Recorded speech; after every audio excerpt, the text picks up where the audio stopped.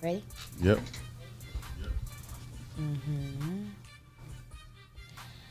Okay. Is it ready now? We good. Okay. What's good, world? How y'all doing? I'm doing good. For real? Good morning. Good morning. My morning was real slow, but I'm cool. We here though, for sure. I've been up since 5, so I'm good. Oh yeah, your morning was tough like mine. Today my first 8 o'clock. Wow. Man, listen. 8 o'clock. Oh, you got up that early? Yeah, I don't get up that early. I went to Yeah. sleep at 5, so. Me too. Well, no, I woke up because I ain't go out. So when I don't go out, Yeah, I I'm went like to a the studio. person. Yeah, I can't sleep when I don't go out. So it was tough. But yeah, let's get to these introductions and then let the world know who we are. I guess you want to start it off, Raven? I do. Let's go. Well, my name is Raven, Renegade Raven. I'm from the city of Toledo, Ohio, the South Side. And I'm a rapper. I am a vibe creator. I am many things. A jack of all trades, but mainly a rapper, of course. Mainly main genre, more so hip hop. Yeah, I was born and raised here, of course. Everybody knows that, I think. And yeah, that's pretty much it. And I'm here with you guys today, this morning. That's what. Tell them about your TikTok a little bit. Oh, my TikTok? I don't know. I don't know. I've always been one to perform. So it's just like ever since I was younger, I was either in a play or I was in some type of theater or I was in a drill team. Or I'm just used to performing. So like the whole voiceovers and like things like that and like keeping people educated in the same, being able to do all that on the same platform, I like to do it. And on top of that, I'm a spiritual person too, so I'm like a part of spirituality talk and witch talk, as they call it, but I'm no witch. I'm just very, I'm just very spiritual. But yeah, that's just what I do on my platform on TikTok. Nothing too crazy. Okay, cool. Kevin? It's Kayvon. It's about my 4th podcast. Me and Dave been messing around with this. It's starting to get cool. I be chilling, man. I got a little t-shirts I'm coming out with. Everybody got to tune in to matching hustles. Match my hustle, I'll match yours. We can do something together. I'm be releasing that soon though. Sure. Well, a little history with Kayvon. You know what I'm saying? Me and Kayvon both was circle keepers for the Junction Coalition, and we had a group of youth that we work with, and Kayvon was just like on a low, like, when it comes to what they talk about, the concept of a violence interrupter. Like Kayvon in so many ways was already that before it became a structured thing. When I was around Kayvon, he was talking to all the little homies, like keeping up with them. And I'm like, you don't even know what you do. Like, it's a job title that someone get paid a lot of money in years to do, but that's dope that you do it out of your own heart, you feel me? So we linked up like that, and we just been stuck, and we here now, you know what I'm saying, about to make this happen. And we're gonna keep chopping it up, you feel me? And I'm David Ross, or Gutta Dave, whichever one you choose to call me. I work for the Toledo Arts Commission and the Arts Administration. I work with the Junction Coalition and engagement, community engagement and youth. Man, I got so many hats, I don't even want to sit here and talk about myself. I ain't gonna lie to you. Yeah, it's hard, dog. So, okay, well, I like to bridge the gap between community and service providers. I like to bridge the gap between community leaders and its different forms of fashion. You know what I mean? So I might say to you, you think this neighborhood is ran by these people, and I might tell you who really run the neighborhood and link you up with them and give them resources to be successful outside of their realm. You know what I'm saying? So a gang leader might be the person who does the most in the neighborhood. I'm gonna activate them. You know what I'm saying? I'm gonna show them how to connect resources to what they already doing. You know what I'm saying? Because that's all that. People don't have the courage to do that. You know what I'm saying? And I do. So that's how I get down. Sure. So we got a couple topics. I mean, anybody got any more questions for each other? Don't got got no questions. Let's get in it. Let's get it in? Yeah, let's Okay. get to it. So the first topic that we was gonna chop it up about was the vaccine. Was it what the vaccine was? We're talking about the mural. The mural. Okay, the mural. Wow. The mural, man. The mural. I'm gonna tell y'all. I was chilling. I was riding down the street or I always chill at Middle Grounds Park. So I was at Middle Grounds Park working. That's like my second office. And somebody called me like, you need to get over here on my at Mug Shots. Somebody blew up your mural. That's how it came to me. And to be clear, for people that don't know what mural we're talking about the George Floyd mural. Yep. Outside of Mugshots. Yep. So yeah, a year ago, myself and my cousin, who's named Bamoozy, an artist, we painted a mural of George Floyd in light of, well, we both had different reasons. My reason was I wanted people to remember what happened. You know what I'm saying? Like, George Floyd was murdered nationally by a police officer, and we saw it, and it was like the poster child for racism. A lot of people did not know racism was real. Yeah. A lot of people had their doubts, like, black people need to get off their butts and get jobs. And, they didn't know that we were Ain't that really crazy that people really thought that it didn't exist? right. So the worst way possible for you to have to see it is you see a man get choked out for 5 minutes in a video. People don't know over the course of the couple years that was happening. Over 4 billion people watched that. I mean, that video was viewed over 4 billion times. Wow. So that's the planet. You know what I'm saying? So when I said that to myself to see that, this man was damn near sacrificed just for racism to be a topic that people respect. You know what I'm saying? So when I seen that, I saw the world fighting together. And Black and white. You say what? And against each other. And against each other. Right. So I saw that, and I wanted people to remember what you was fighting for. So when it come time for you to value each other's life, and when it come time for us to realize that we got to fight together, don't forget that this man died. You know what I'm saying? Don't forget this man was killed. He was a father. He was a son. He was an uncle. He was all those things that people tend to forget when it come down to me and you having a beef personally. Right. Let's always remember that we rose above the situation and came together to fight for this man to get justice. Yeah. So that was my reason. You know what I'm saying? That was my reason. My cousin, he had a different reason. He wanted to just, glorify him as a man. He wanted to be just about him. You know what I'm saying? So we did the mural. We funded it ourselves. Some people pitched in, but for the most part, we funded it ourselves and made it happen. So and then a year later, boom. How long did it take y'all to do that? If you really made it in time, it was like 2 days. But what I was doing was including people just to make people feel a part of it. You know what I'm saying? So I was prolonging it, like, you know what I'm saying? Yeah. But realistically, 2 days, probably. So if that. So what I realized when in the process of doing the mural, so much racism came my way. People was pulling up on me, like making threats, all types of stuff. You know what I'm saying? While you were painting? While I was painting. Wow. Like, they're gonna mess that up. Why would you do that? He was a crackhead. You know what I mean? All this real life racism. And it was from people who you wouldn't even expect it to be from. But I'm not even gonna go there. So, so I knew when I was doing it that at some point I'm gonna have to fix it because somebody gonna do something to it. You know what I mean? Right. I didn't know it was gonna get blown up or struck by lightning. So Struck by lightning. we'd go to that after. You know what I'm saying? But so I got the call that it was blew up. I pull up. Actually, I go grab something to drink first. It wasn't that, to me, like I said, it didn't surprise me in no way, shape, or form. So when I pull up, the first thing I hear is a woman screaming. It was lightning. It was lightning. I'm talking about, she may have said it over 100 times. Like when I say to you, it was lightning. It was lightning. It was lightning. She didn't stop saying that the first 5 minutes I was there. What? She was continuously saying it was lightning. So over time, they start saying, yeah, it was lightning. You know what I mean? So this agenda that it was lightning was being spread amongst everybody. I don't know if y'all familiar with the concept of riot starters. Y'all familiar with that? So she was doing what a riot starter is. She's insinuating, lightning, lightning, lightning, lightning. So then the police start saying, yeah, it was lightning. And then another dude came up.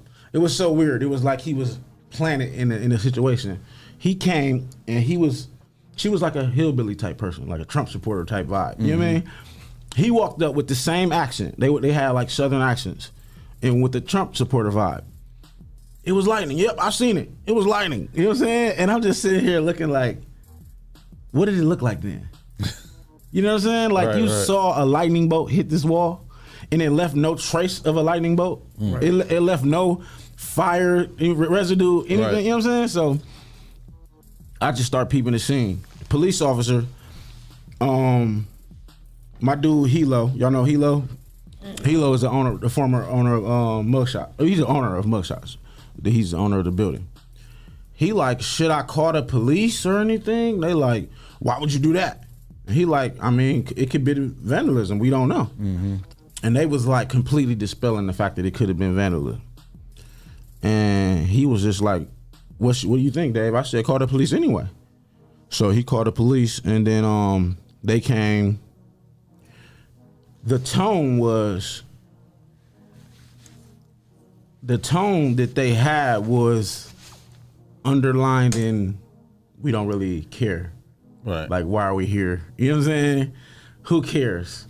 You know, police officers generally, which I will, Daniel died, but generally, I understand why a police officer would take the side of a police officer, but he killed the man. Go ahead. No, I mean, we could. This is now everybody can be involved in the conversation. Because it's like they took it personally that we were against Derek Chauvin. Right. That had nothing to do with them. But Right. because he's a police officer, and that code that they try to uphold is what they have a problem with. Yeah. Is the fact that we are putting a police officer in jail. Right. And they should be for quote unquote doing his job. Right. And he wasn't doing his job. He murdered a man. Exactly. So and police officers need to realize that no matter how you feel about it, you have a unique perspective because you go out here and deal with people, but you know when you cross the line from justice and murder. And what we saw was murder. Yeah. Nowhere around it. Nowhere around it, that being murder. You know what I'm saying? And to me, intentional murder. You know what I'm saying? Like murder with a purpose. I felt like dude clearly was sending a message to this world that these niggas don't mean shit. Yeah. That's what I saw. And he thought he was gonna get away with it. That's why he did it. I don't think he cared if he got away with it. I think he wanted to send that message. No, I think he was so delusional in his role as a police officer that he thought that he can get away with it because so many people got away with it. Michael Brown, the murderer of Michael Brown got away with it. That's true. The murderer of Trayvon Martin got away with it. Yeah, they did. Even though he wasn't a police officer, but they got away with it. So do y'all get into the conversations? We all know what the FOP is. Y'all know what FOP is? Fraternal Order of Police? Yeah. Yeah, so they got Fraternal Order of Police, and they have different fraternal orders within their organization. And do y'all get, I know this is not even something that I want to say is a conspiracy. KKK as an organization, they have people inside the police force. Yeah.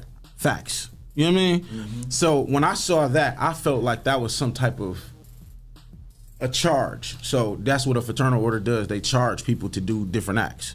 Yeah. I felt like that was a charge. Oh, okay. I felt like he did that to send a message or start some type of. But they had priors. They even had prior issues. They had priors, period. And he ended up, they both did security for the same club. They already had a run in at the same club. Really? Yeah. Didn't know that. I don't know why I didn't know that.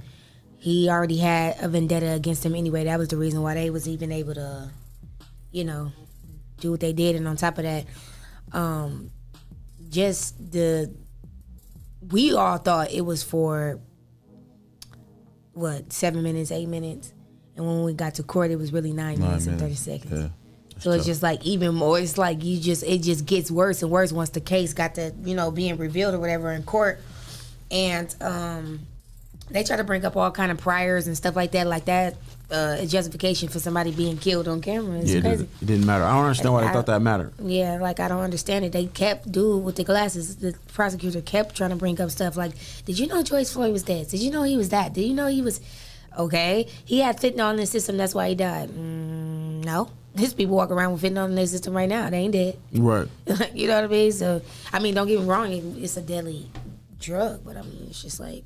It's a drug. It's not a killer, drug. it's a drug. Exactly. And you got to make that make sense. That's what they inject into women. when they the whole needle darn near full of it when they about to have a baby. Right. So, I mean, and you gotta like, come on now. I don't know. It's a lot that come with that, but I feel like just going back to the mural, of course, and this, we ended up on Say Cheese, and we ended up on that a lot lately. But even our black community didn't believe that shit. If you just look at the comments and Say Cheese, everybody was like, lightning, okay. Right. Like, nobody believed that shit. Like, if you it was like so many comments. If you read the comments, nobody in there believed anything that was being said. They ran like, with that shit, dog. Playing. They ran with that. Them white They folks loved ran it. with that. They loved it. They loved it, man. And They was look, like, I chose not to say anything. Yeah. I didn't say nothing. I was getting phone calls from every station, every little website to come talk about it. Yeah, I was ignoring everybody. Because I didn't want to deal with it. Like, Because it's just like, I didn't want to start nothing, or I didn't want to be silent either. So I was just like, I let the world. We did that for y'all, so it's up to y'all what y'all feel. And it's funny because I seen this dude in the comment section. He was going in so tough that out of 12,000 comments, you see this man presence in there because he was going in on him. You know what I'm saying? And I understood it, and I was, like, people so racist, and you have to think like, dang, these people walking around amongst me. They holding the door for me. They, you know what I'm saying? I'm in the line with them, and they feel like F us like to the fullest. You know what I'm saying? And it's crazy that they hide behind them computers and say all the racism. Like, you know what I'm saying? Like, realistically, what do y'all feel? Like, no, be honest. What do you feel about a mural being made about him? Made it for George Floyd. Like, I be feel honest. like a mural. I can't say word for word what he said, but Malcolm X back in the day used to say they gonna do stuff like that about us. Like, they gonna honor us in ways of statues and murals and stuff like that, instead of it actually being justice for us. That's the form of justice. In so many words, he said basically that's the only that's the only Glorification. honorable Yeah, I get what thing you're it's saying. gonna be for black people. It's never like, it'll never get to the point where it'll be justice. It'll just be that. Like, it just be either they gonna give you some type of compensation, or they gonna make a mural or a statue out of you and something like that, and just call it a day when it comes to black people. But so I feel like it's necessary in a sense, but I feel like the reason why people are doing what they're doing, because they are now realizing that is our honorable thing. So they, any way possible, they can get their hands on something, they just gonna ruin it for us. That's just no matter what. Yeah. So I feel like I definitely feel like it's necessary, but I feel like, of course, they gonna find a way to ruin it every time.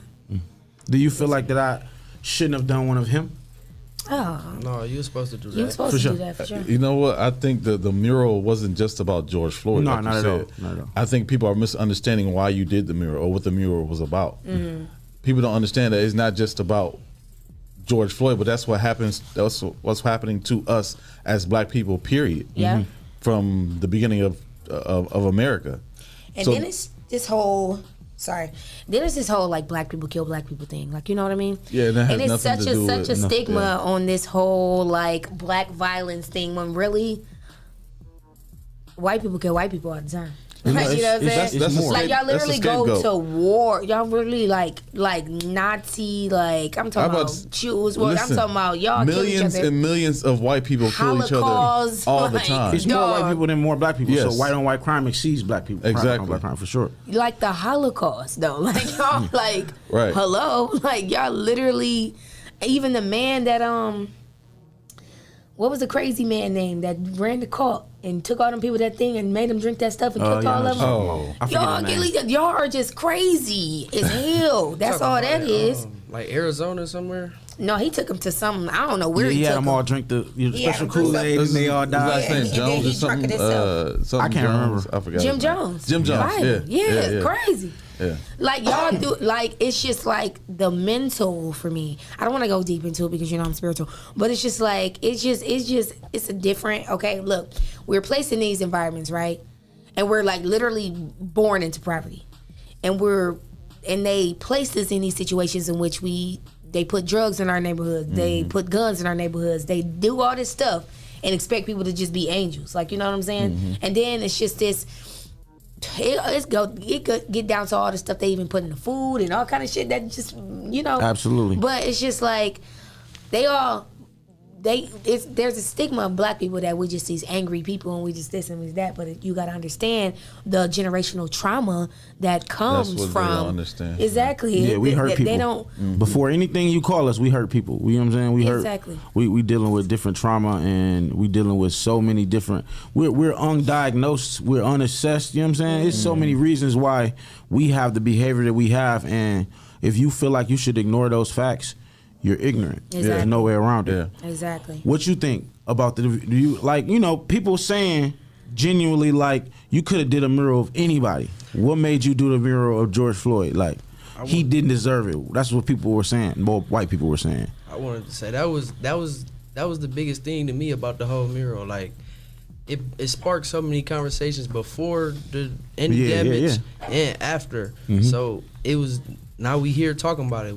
It's a purpose behind it. Whether it was for you, putting it to the community, and everybody gonna see it how they see it. But like when you first put it out, people was talking about like, oh, that's nice, da da da da. And then when it was damage done, everybody on the other side was happy. Like, yeah, They was loving it. It was supposed to be that. God sent that. Like, what is you talking about? Trump even said that. What is you talking about? Trump shared the meme with the Jesus going like this. And he was just like, he ate that up, man. He ate that up. I mean, I didn't, like I said, when I was doing the mural, I got that type of feedback. When the verdict happened, and we HRC, the Human Relations Commission, we did an event there. It was just a conversation. Come talk, come share how you feel, no matter what it is.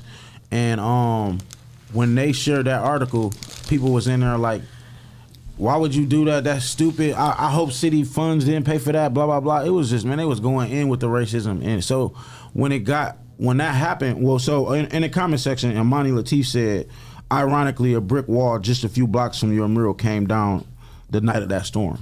He said that. It didn't, like I said in the interviews that I did, the one that I did do, I said it doesn't matter if Mother Nature did it, or somebody did a bomb, or if it was actually lightning, the integrity of the people made it so it was destroyed and vandalized to me. Internally, if they put that energy out there the way they did, they still responsible to me. You get what I'm saying? That's but what they didn't know was they didn't know we were seeds. You feel me? That's how I think in my mind when I see that mural where they say they brought us a storm, but they didn't know we were seeds. You know what I mean? So they didn't know this mural about to be bigger and better. More people gonna help, and the resources and things that we deserve when we did it the first time, we gonna actually have this time. So they don't know that they just, you know, whatever happened, it how they felt it was God's plan. Right. It was, because it's about to be bigger and better. Right. So that's the whole irony of the whole situation. But I just I welcome the fact that people saying that why you didn't do one of this person and that. That's okay. Those are all normal feelings. But guess what? If you want to do things where you feel that way, you take your money and hire an artist and do it yourself. Right. Because guess what? We wanted to do a mural of George Floyd, and that's what we did. Yeah. And something you said, ironically, was about what Malcolm X said. So a lot of people didn't really realize what the mural was. It was a television with static behind him. So basically, and I had Jill Scott Heron on the side saying, you know, he came up with the saying that the revolution should be the revolution won't be televised. So basically, I was saying like, we doing this mural, but like, guess what? It's things coming out of this situation that's gonna change the course of the African American history. You know what I'm saying? So people behind closed doors are now like, boom, the light switch is on. Right. Yeah. It's time to move on, and we got more supporters than we ever did. We got more traction than we ever had. So now these meetings, like stuff like this, is gonna take place, and it's gonna create real change. Right. Yeah. And this happened because this man is dead. Let's not forget that, and let's not let that go in vain. You know what I'm saying? Yeah. So that's what I was on, you know, and my cousin was on the same thing, similar, but his own version of it. And we was determined to do it. You know what I'm saying? Like, we had a lot of roadblocks, and it was it's a bigger wall than you think, so it's more expensive than you think. You know what I'm saying? Like, so say if someone was hired to do that, it would have been like a maybe $6,000-7,000 project. You know what I'm saying? Yeah. So because we was an artist ourselves, it cut a lot of it in half. You know what I mean? And my job is just super supportive, so they supported that I was doing it. You know what I'm saying? They didn't fund it, but they supported that I was doing it. You know what I'm saying? So we made it happen, man, and it wasn't easy. And Hilo supported us too. You know what I'm saying? But yeah. People just, you know, like I said, they personalized the situation, and they had a right to say, why him? You know, if you don't know why him, then maybe they ain't for you. You know, keep moving. Keep moving. Yeah. Sometimes it gets that simple, you know what I mean? But yeah, I just appreciated everybody who advocated and was in defense. But I chose not to, and that's how it should work. You know what I'm saying? I shouldn't have been the one who, because I did that for y'all. You know what I'm saying? We did that for y'all, so. And one thing before, I don't know if we about to move on from this topic or not, but if we are, one thing that I want a lot of people to know, I don't know who's listening, and if you are, maybe you can share the information or pass it along to your white friends, your palm-colored friends. I want y'all to know that black people don't kill people because we black. So I need y'all to stop putting black on black crime and white supremacy in the same, like, at the same level, because it never will be. Because black people don't kill each other because we have black skin. Black people kill other black people because of the generational trauma and the things that other black people go through that they can't control and have, you know what I'm saying? So not to say that that's not a responsibility that we can't, you know what I'm saying, we can't hold our own people responsible, but at the same time, it's just, it's so much, it goes so much deeper than the surface than people think.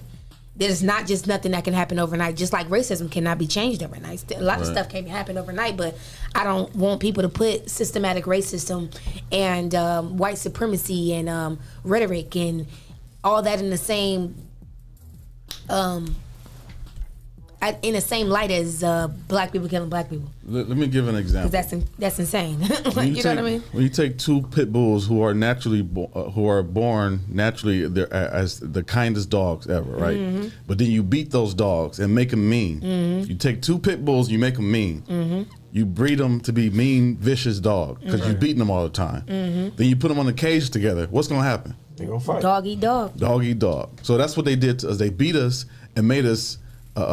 They traumatized us. Exactly. Made us angry. Not even at each other. We angry at him. And it's a consistency of that too. It's not. Mm-hmm. It's not even.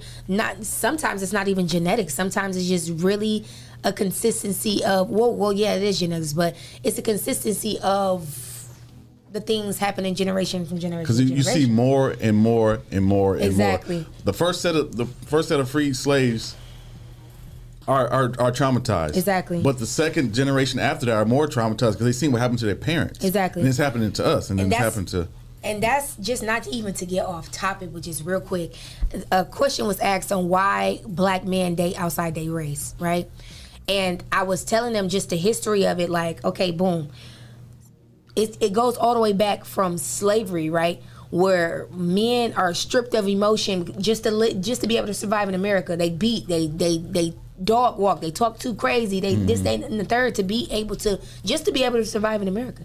So boom, when they get with somebody else and they all like, you know, they be like, well, I gotta deal with that and I can just deal with this. When really it's the trauma that comes behind the fact that they really just need to talk to their mama. That's it. Like, you just really need to talk to your mama. But it ain't really your mama's fault because she only doing what's taught by her mama. Her mama only doing what's taught by her mama. Right. And all the way, we going all the way back to slavery. Like, it's just like, son, you better not cry.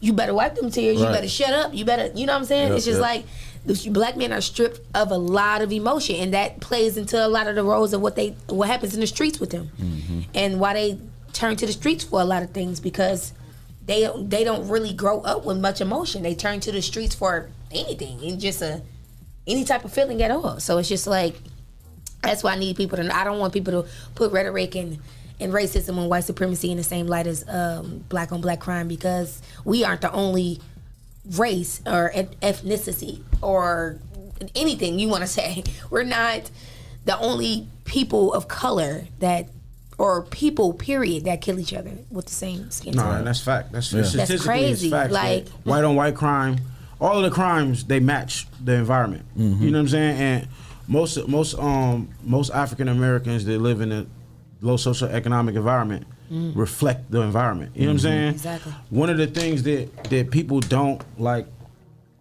Well, let's segue to violence. Let's just talk about violence, because why not? Because it's prevalent in our society right now, and it's uncontrolled, and there's no solutions. But one of the things that I always say is, what people don't realize is these people, not even just youth, but are dealing with homelessness, lack of resources, and all these different things. So where do you go?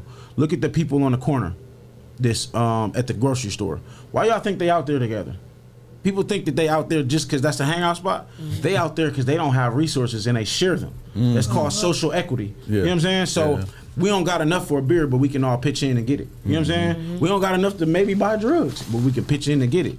We all hungry. Let's figure out how we gonna eat. You feel me? That's social capital that resources and services don't learn to duplicate. They don't learn to come up with a solution. So they say, let's give away meals in this little thing, but that's for youth. And you got to live in a certain area to be accessible to those things. You know what I'm saying? So the way it works is, I'm just going to stand on this corner, eat, drink, and feel better about my life with these people who in the same boat as me. Exactly. So gangs, look at these young dudes. Oh, yeah. They don't have nowhere to go. They homeless. You know what I'm saying? Like, the statistics on homeless is like, man, I don't even want to say the number because it's so crazy that y'all think I'm wrong if I say I want to say it wrong. But look up the statistic in TPS. The homelessness in TPS is crazy. TPS? Yes. The students? Students, yeah. So students that are homeless. You know what I'm saying? Like, it's crazy. I want to say the percentage is over 40. It's up there. 40% of man, students it's dumb. in TPS? I don't want to say that because I don't want to be wrong. But it's crazy. Even if it's close to that number, that's crazy. It's crazy. The number is crazy. And it's like 10% crazy. Yeah, 10% would be crazy. Right. Actually, 10%. Yeah. So like, that's what kids are dealing with. But guess what? I want to go on I don't got nowhere to go. I go to my homie house, right? His family cook for me and let me eat, and I might share clothes with him, right? So now, this is my homie through thick and thin. Yeah. My homie a gangbanger. You know what I'm saying?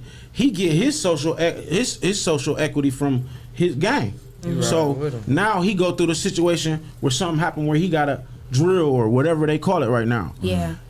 I'm gonna ride with him because he the only substance in my life. Yeah. Right. He the only sustenance in my life. He's the only thing that provides for me. My parents don't provide for me. This dude do. Yeah. So I'm gonna ride with him and go through whatever he went through.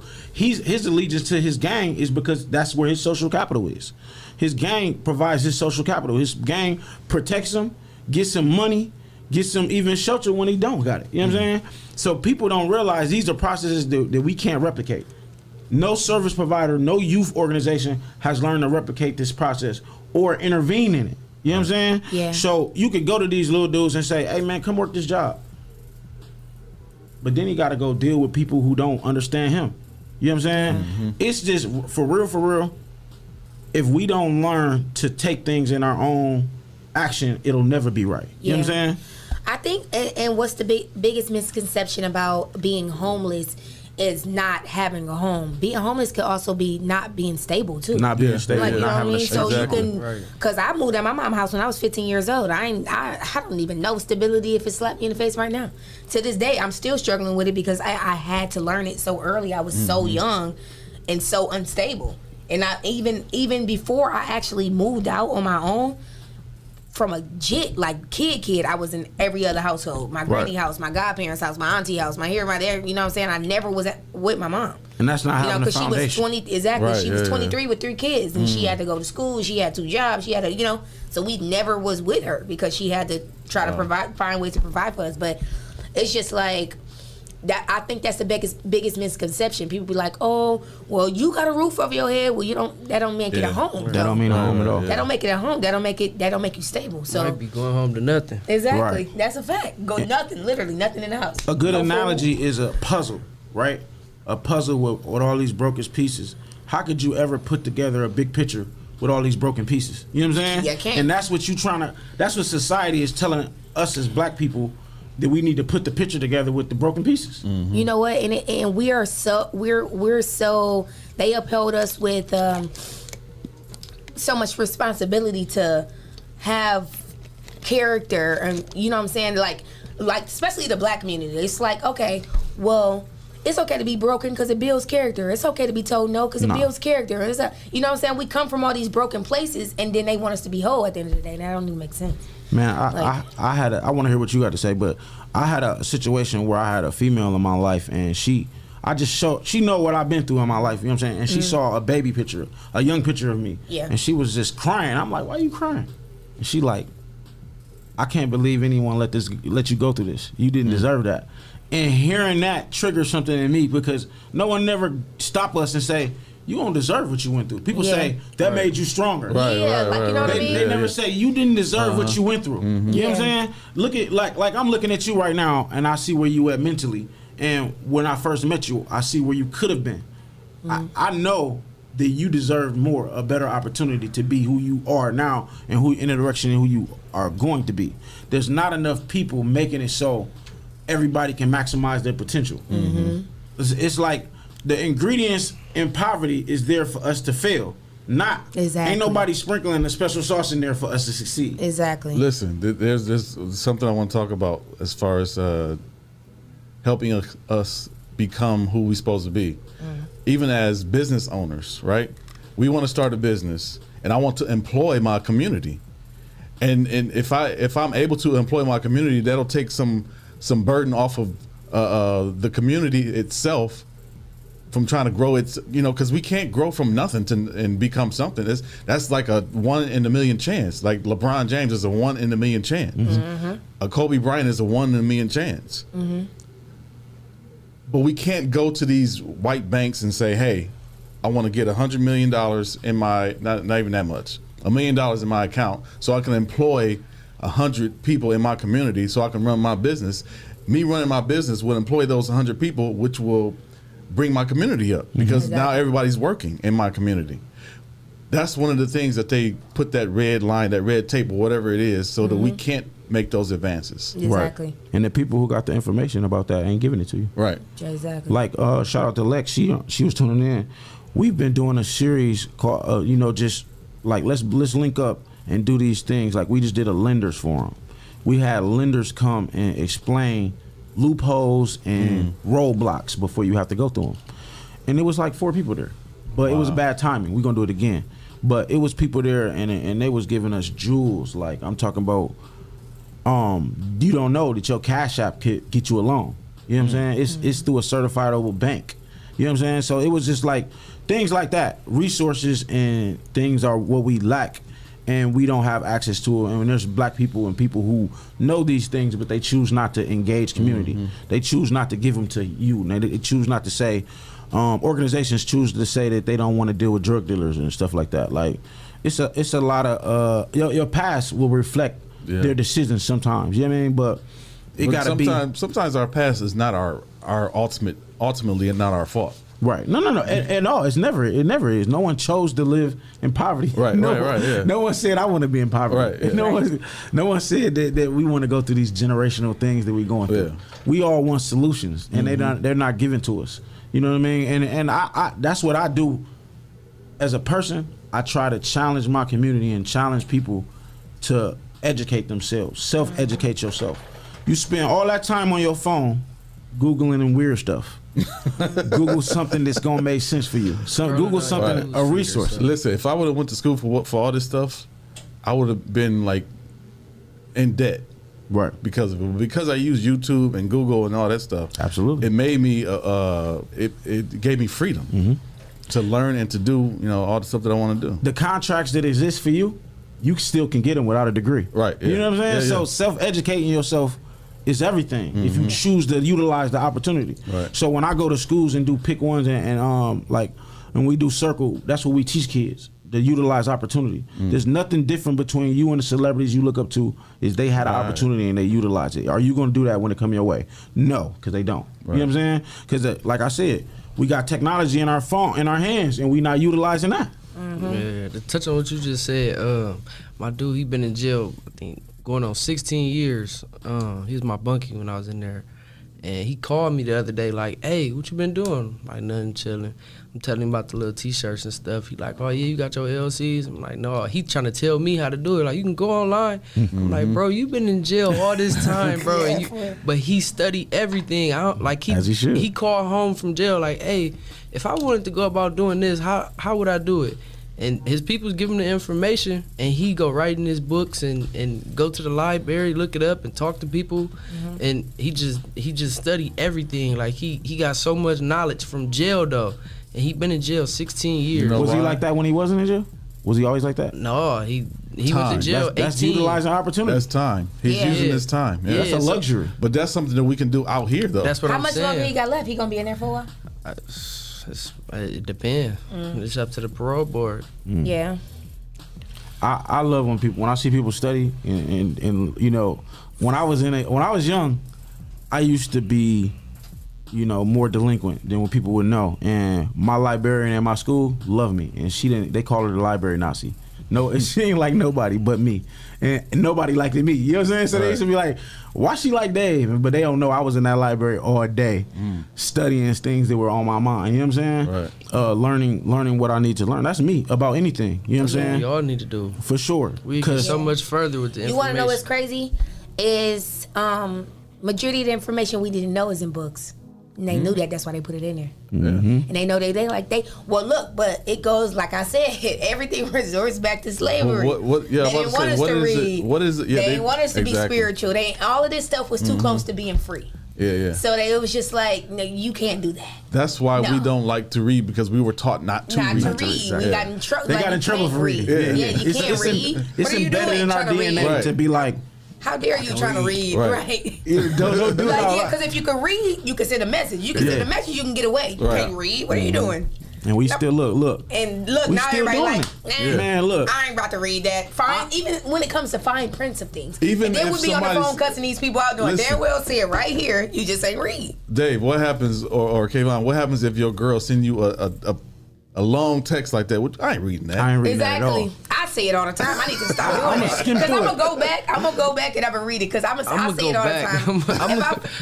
I'm gonna read the through it. beginning and the end first. If it's something, I'm like, all right. But Like, skimming what's through me it. I can't do the whole thing me, at once. I am literally gonna find them key points that's gonna Yep. trigger me, and I'm gonna Yep. respond to that one part. That's exactly what I'm I'm like, talking and about. then first I'm gonna say I ain't about to read all that. Then I'm gonna skim and I'm gonna see something I don't like. I'll be like, and you know what? Another thing. I can't let them hide nothing from me in no book. I'm gonna No, pick all them my up. life though, it's crazy because my godmother, when I was staying at her house, I stayed at her house from when I was like 7 all the way until I was like probably like 10. And she would always make every day after school, if we like after homework and everything, they had like a library, and they would make us get a book like out of the thing and just read. But it was like intelligent stuff. It wasn't kid shit. It was like real life grown shit. But I could read at an adult level, so I could understand I could comprehend. So I was in the books like, hold the fuck up. I learned at a young age that white people have dreads and we have locks. I learned that at 8 years old in a dread book. Like, Never heard that.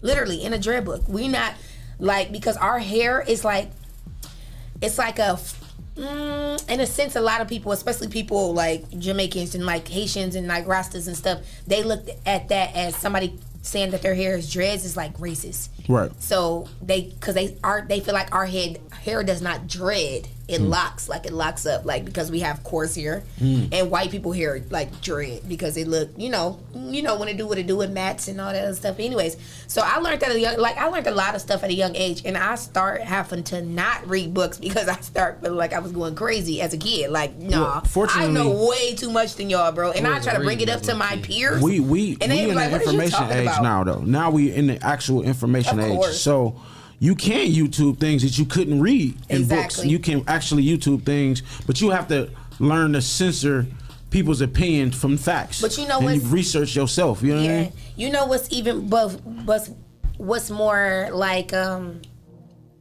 accurate than the digital world than it is like the world of paper, is it comes straight from the source most times. Yeah. Straight from the source. Like, so many things are duplicated and tossed around, and you know what I'm saying, and misinformed and all kind of stuff, and then retold again, and Absolutely. they left a couple parts out. And most of the stuff, real knowledge is ear to ear. Majority, yeah. Exactly. Well, that's a good segue to. We're gonna actually take a break, but mentorship is a thing that us in the black community completely evade. We completely evade mentorship, and mentorship is one of the ways to actually get out of poverty. And you know why that is? Why is that? Back to what he said, dog eat dog. Yeah. We so like it's survival of the fittest for everybody. It's just like everybody is built on survival. Everybody is raised on survival. So everybody got to figure it out. Everybody feel like they got to figure it out for themselves. Concept, though. Exactly. It is. People in different classes, when they meet you, they say, "Hey, my name is this. I do this. What do you do?" Right. So that's the network right there. So now I want to help you, whatever I can help you, or talk to you about whatever can help you. Yeah. In poverty, it ain't like that. No, they in be poverty, like, why you want to know my business? Right. Why you want to know my business? Get it how you live, dog. Look, so that's what we got to get messed totally up out of that and learn to get mentors. And we look at each other like, you ain't far from me. Exactly. You're And that's the talking wrong to way me. to How do you it. gonna teach or me? or you get in positions of higher position than other people, and they look at it as like like they're intimidated by you. Like a lot of people. I've seen that girl. Don't call me white girl.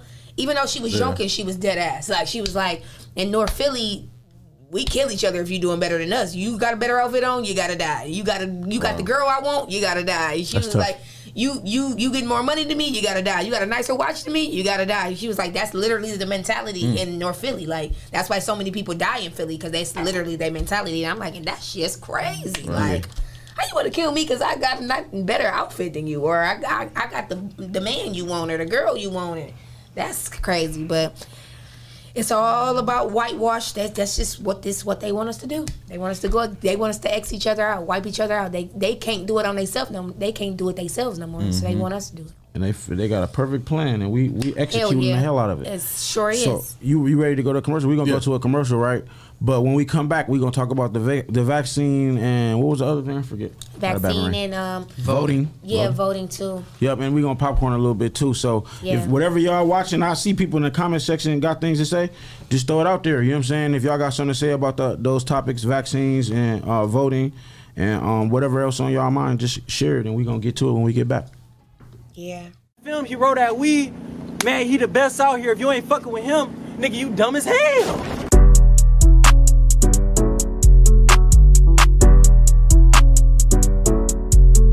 Yeah, I don't care. Yeah, I don't care. I don't care. Yeah, I don't care. Just come through. Bring your friends, I got my crew. Sipping on hand and do say too. The party don't stop, ain't nothing else to do. Hey, hey, just come through. Bring your friends, I got my crew. Sipping on hand and do say too. The party don't stop, ain't nothing else to do. Hey, hey. You ain't seen me in a minute. I ain't heard you in a while. Nah, girl. Shawty, you should come through and let me see your pretty smile. Come here, bitch. Go ahead and bring your friends. I know y'all want a good time. And I got my crew with me, so let me reclaim what's mine.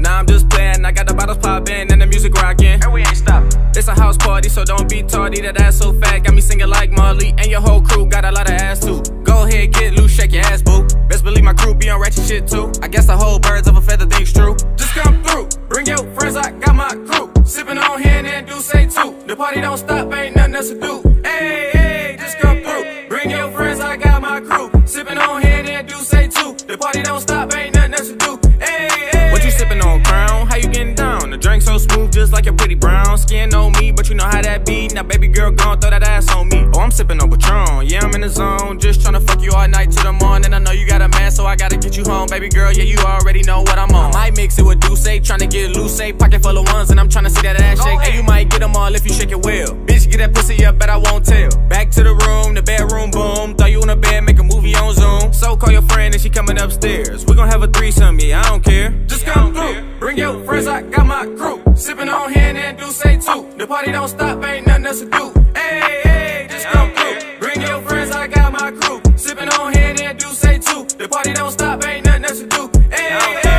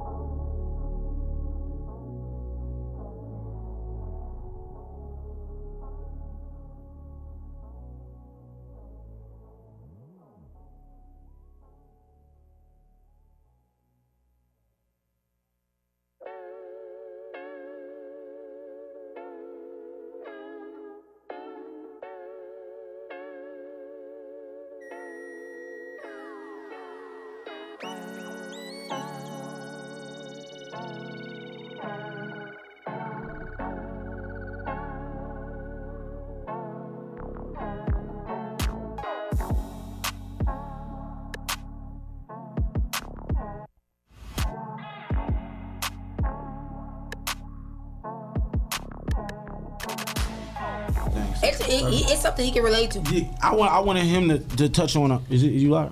Okay, yeah, I wanted him to touch on the violence, because he got a unique perspective, and I wanted him to touch on that before we segue into the Vaccine. The vaccine. Okay. So Let's get it. Let's go. violence from your perspective. Man, I'm still working with violence from my perspective. I'm trying to figure out how I feel about it. You know, it's like sometimes I feel like it's necessary. We make it all right to ourselves for it to be necessary most of the time. Violence is supposed to be like a defensive thing for real, but A self-defense mechanism. yeah, like it's supposed to be for defense, but sometimes we take our anger out in different ways. Violence is sometimes people go to.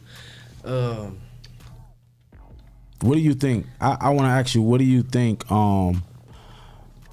Is it just that what's missing what young people are going through, right? Are they stressed? Are they in a space in their life to where they acting out like this? Or do you think it's just the ingredients was there anyway? I think it go back all the way to what we was talking about in the beginning when she was saying like genetics for real, like You gotta go how closer to your was mic, I raised. think. Like how you was raised, and it's just like a circle of life for real. Like you might have had a violent parent, and that's your go-to. Like when you get mad, I mean when your parent got mad, whoever raised you got mad, they might have went straight to violence. You got a whooping or slapped up or something. So now you feel like that's the right way to go about things, and it's different. It's different households that look at it different. Like I know my mom, she was certain things hands on. My dad no hands on. I see my brothers don't get touched. I'm like, dang. When I went to my friend's house, I know they was getting whoopings when they did something, but me and my brothers didn't get touched for real. Like, and I don't know. I feel like I'm gonna be the same way with my kids, but I found a different way to be violent, like just out of anger all the time or something. I don't know where it came from, but I see it now though. I can catch it. Like, all right, nah, this ain't. I'm tripping. I ain't even did nothing. I'm about to turn up on them. I'm about to put my hands on them for no reason. It's not even worth it. Yeah. But I came up with a philosophy to myself that helped me get out of being violent is there should be nothing no one say to make me physically address them. You know what I'm saying? Do you think that, did you identify your triggers, or did you just know like, man, this is it? Did you identify your triggers, or did you just run with it whenever you felt violent? Both. First it was I was just running with it whenever I felt it, and then it took for me to deal with the people that I met with you. It was just like back and forth talking to them. They telling me like, no, you gotta look at it this way, and being around different people. Like I said, if you used to your household being a certain way, then you go around them different people with different perspectives, it's like, oh, okay, dang, I didn't even look at it that way. Nobody ever told me I should, or I didn't even think of it that way. It's like it just depend on like, feel me, how you look at it. I was looking at it just go, and then now it's like, dang, that's not the right way all the time. I feel like, so even you might be confirming what I think, what mentorship is such a huge thing to end violence. Because guess what? Of recently, a situation happened where a dude was like, you know, acting like he wanted to fight me, right? Somebody always acting like they Got a wanna fight date? you. Yeah. It happens more than He you got think. more Really? people out here Yeah. that don't like you than you think. I don't understand that. It happens. I just address it well. You know what I'm Yeah. saying? So this dude, but he crossed the line. You feel me? Like he really crossed. I actually went live with this dude because after we squashed it, we went live. You know what I'm saying? And talked about it. But he, you know, he went past the line. So it was just like, you know, I'm a fighter, bro. A lot of people know I'm a fighter 1st. You know what I'm saying? Like my first mentality is to be a fighter. If we get past, we can't argue or talk, then I'm gonna give you what you're looking for because I'm a good Exactly. fighter. You know what I'm Right. saying? That's what, out of all my talents, fighting is my best. You know what I'm saying? And that's just my opinion. Anybody can feel their way or test it in a boxing atmosphere. But this dude crossed the line, and for once in my life, when I made the decision to beat somebody's ass, I felt like I could disappoint somebody. You know, and I never had that. Yeah. I never felt like it was a person who I could disappoint. Yeah. So the people, and it's funny because like my family, they love me and support me, but my job like truly like if I'm on here and I say, man, yeah, I've been depressed, they gonna text me like, hey, you good? Right. You know what I'm saying? Yeah. Like, so that created a relationship to where I thought about people, me not wanting to disappoint when I beat this nigga ass. You know what I'm saying? So I think a lot of people don't have that. Right. You know what I'm saying? Like when you do things, you like, shit, this nigga compromising my ego and my integrity. Yeah. So that'll block away anything that makes you feel like you shouldn't make that decision. Right. Now, something somebody said in the comment section, it was about the music and the things that these kids are Influenced by. Is that trumping a me or you or any one of us being disappointed in them? We all have triggers, right? So we all come from different backgrounds and, different origins of life. But I feel like and you got to think about how look, sorry followers, but you got to think about how white people play on this, right? So you got to think about how all the people they signing right now. Have you ever just sat back and looked at it? Like, who are they signing? All these little gangster little people from Louisiana, violent. All these people from Philly, violent. All these people from Cleveland, violent. You know what I'm saying? And you think about it and they're like, okay, yeah, this will rile him up. This will do it. Let's put him on Warner Brothers and give him $1 million, and he's gonna go back to the hood and buy all these guns for his homies. Then we're gonna put him on camera. We know he's gonna put him on camera. Then we're gonna do him for racketeering, and we're gonna get him for this, and we're gonna get him for that. Pooh Shiesties and the Memphis rappers and all that. They know what they're doing. But anyways, and all these labels are owned by white people. But anyways, so neither here nor there. When it comes to control, when it comes to your triggers, I feel like a lot of these situations are related to or relatable because of the environments that we all can relate to, the environments that they talking about. You know what I'm saying? Like majority of their listeners. So when they listen to these music and feel like it's cool, right? It like incites a riot in them in a sense. Like, you know what I'm saying? Like, oh yeah, well I can do this or I can do that or I can. Cause shit, young boy said it was cool. Shit, so I'm about to, you know what I'm saying? It's just like they're heavily influenced by everything outside of their households. Because again, it comes back to stability. They don't have any guidance. They don't have any mentors. They don't have anything. So it's nobody to disappoint. Who are they gonna disappoint? The people that's talking about the shit that they want to do. They ain't got nobody to disappoint. The music, that's what they do. What they do. I think the music part, like they see their lifestyle too. Like, it's a lot of people who look at the lifestyles of the artists and be like, dang, I can get there by doing what I'm doing now in the streets. So it's not gonna change nothing. It's just gonna encourage them to do more and more. Because like you see the news articles, like you said, Pooh Shiesty. They got a video of Pooh Shiesty, well, allegedly Pooh Shiesty, you know. Yeah. And then they got all these, he got all these different situations going on. It's publicity is bringing him more and more money. And then they got, like you said, the videos. They got the guns, and everybody know they getting money now. They got signed. They dropping the chains. They coming with all these different cars.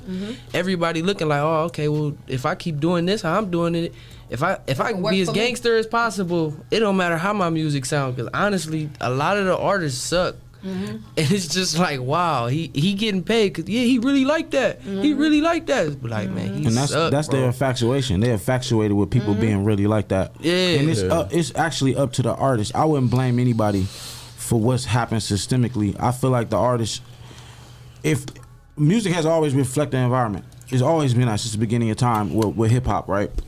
So these artists are rapping about drilling and things that's going on, which they are actually not living. You know what I mean? So they rapping about the environment, but it's up to them to say, look, young dude, rise above this. Right. Hey, look, invest in that. Do this, do that.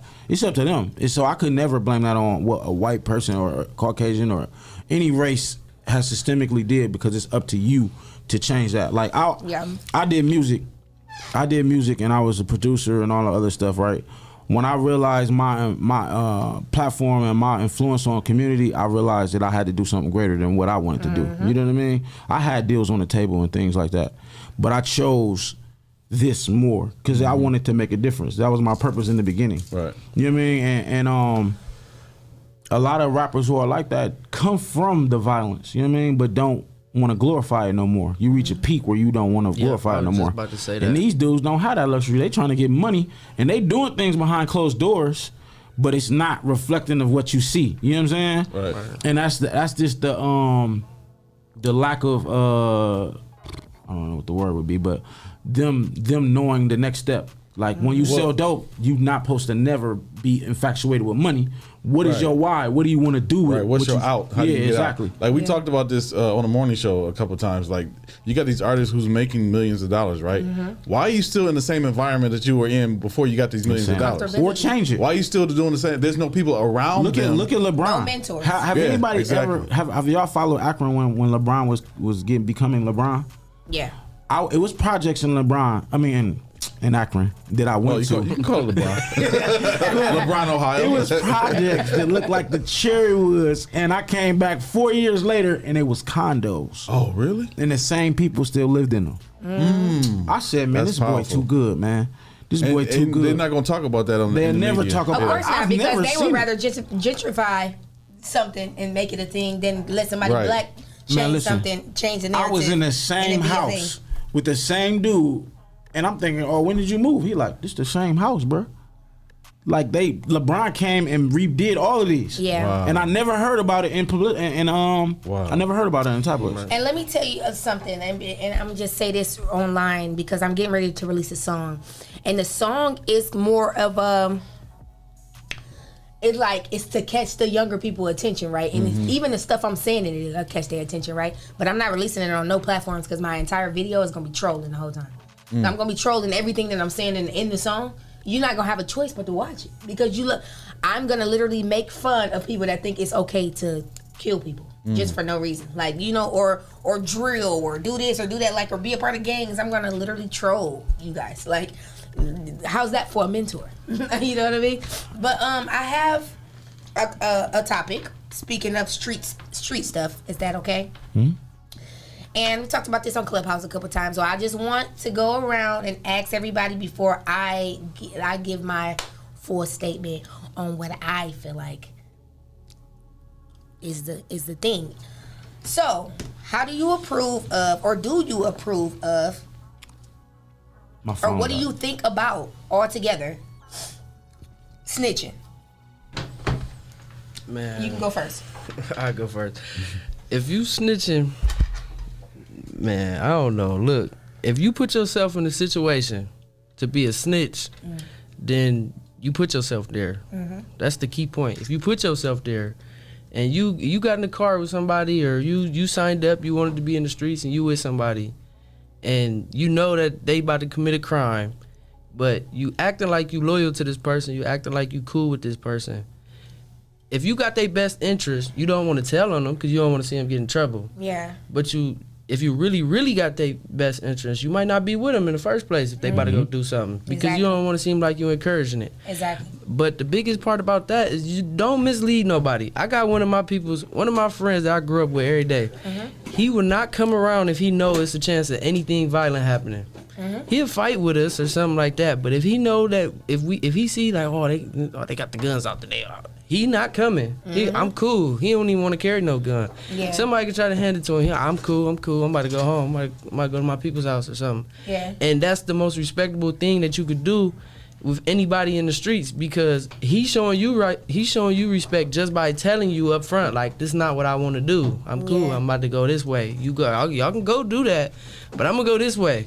And that's not that hard to do. I mean, it might be for some people if they're a follower. Yeah. But other than that, this what you can do. That's I feel like that's anybody. Anybody got the option. Yeah. But if us three if we sitting here talking about, oh, hey, we about to go do this. We about to go do this job, and we go get in the car, and then I turn around and tell on you, you're gonna be hurt. You're gonna be like, dang, like we talked about it first. We knew what we was about to do, or we knew it was a chance of this happening. Yeah. And now I'm putting you in jail. It's like, damn, like, disloyal. You bogus for that, for real. You could have just went your way. You didn't have to have no parts. Yeah. Right. That's the biggest part of snitching to me. That's how I just look at snitching. It's just if you signed up for it, take your L, right? Yeah. Okay. I agree with that. Okay. But then at the same time, there's situations to where if somebody kills my sister and I know who killed my sister, somebody kills not even my blood sister, somebody kills Raven, and I know that person, right, exactly, and I know the person who did that, I'm gonna make sure that person who killed my friend is going to be in jail. I'm sorry, because no street code would ever affect my relationship with my people. Yeah. No matter what color you are. If it's a police officer, if it's a dude on the corner, if somebody kills somebody that I know, that person's gonna end up in jail. Yeah. And I mean, hey, I agree. I'm I totally a firm believer of. I believe in treat justice too. You say what? Nothing. I believe in. I believe in. Yeah. She said. Yeah, I know what she said now. My brain kick in later. But I agree with what she said. But I believe in laying the bed you made. Just simple as that. Like this is the thing. If somebody tricks you, like look at a situation like what's the rapper 6ix9ine. 6ix9ine. This is exactly why. So what he went through. These dudes was trying to kill him. These dudes were manipulating him and doing all these things. Okay. When he made the choice to be a rat and snitch on them, it was the best choice in his best interest.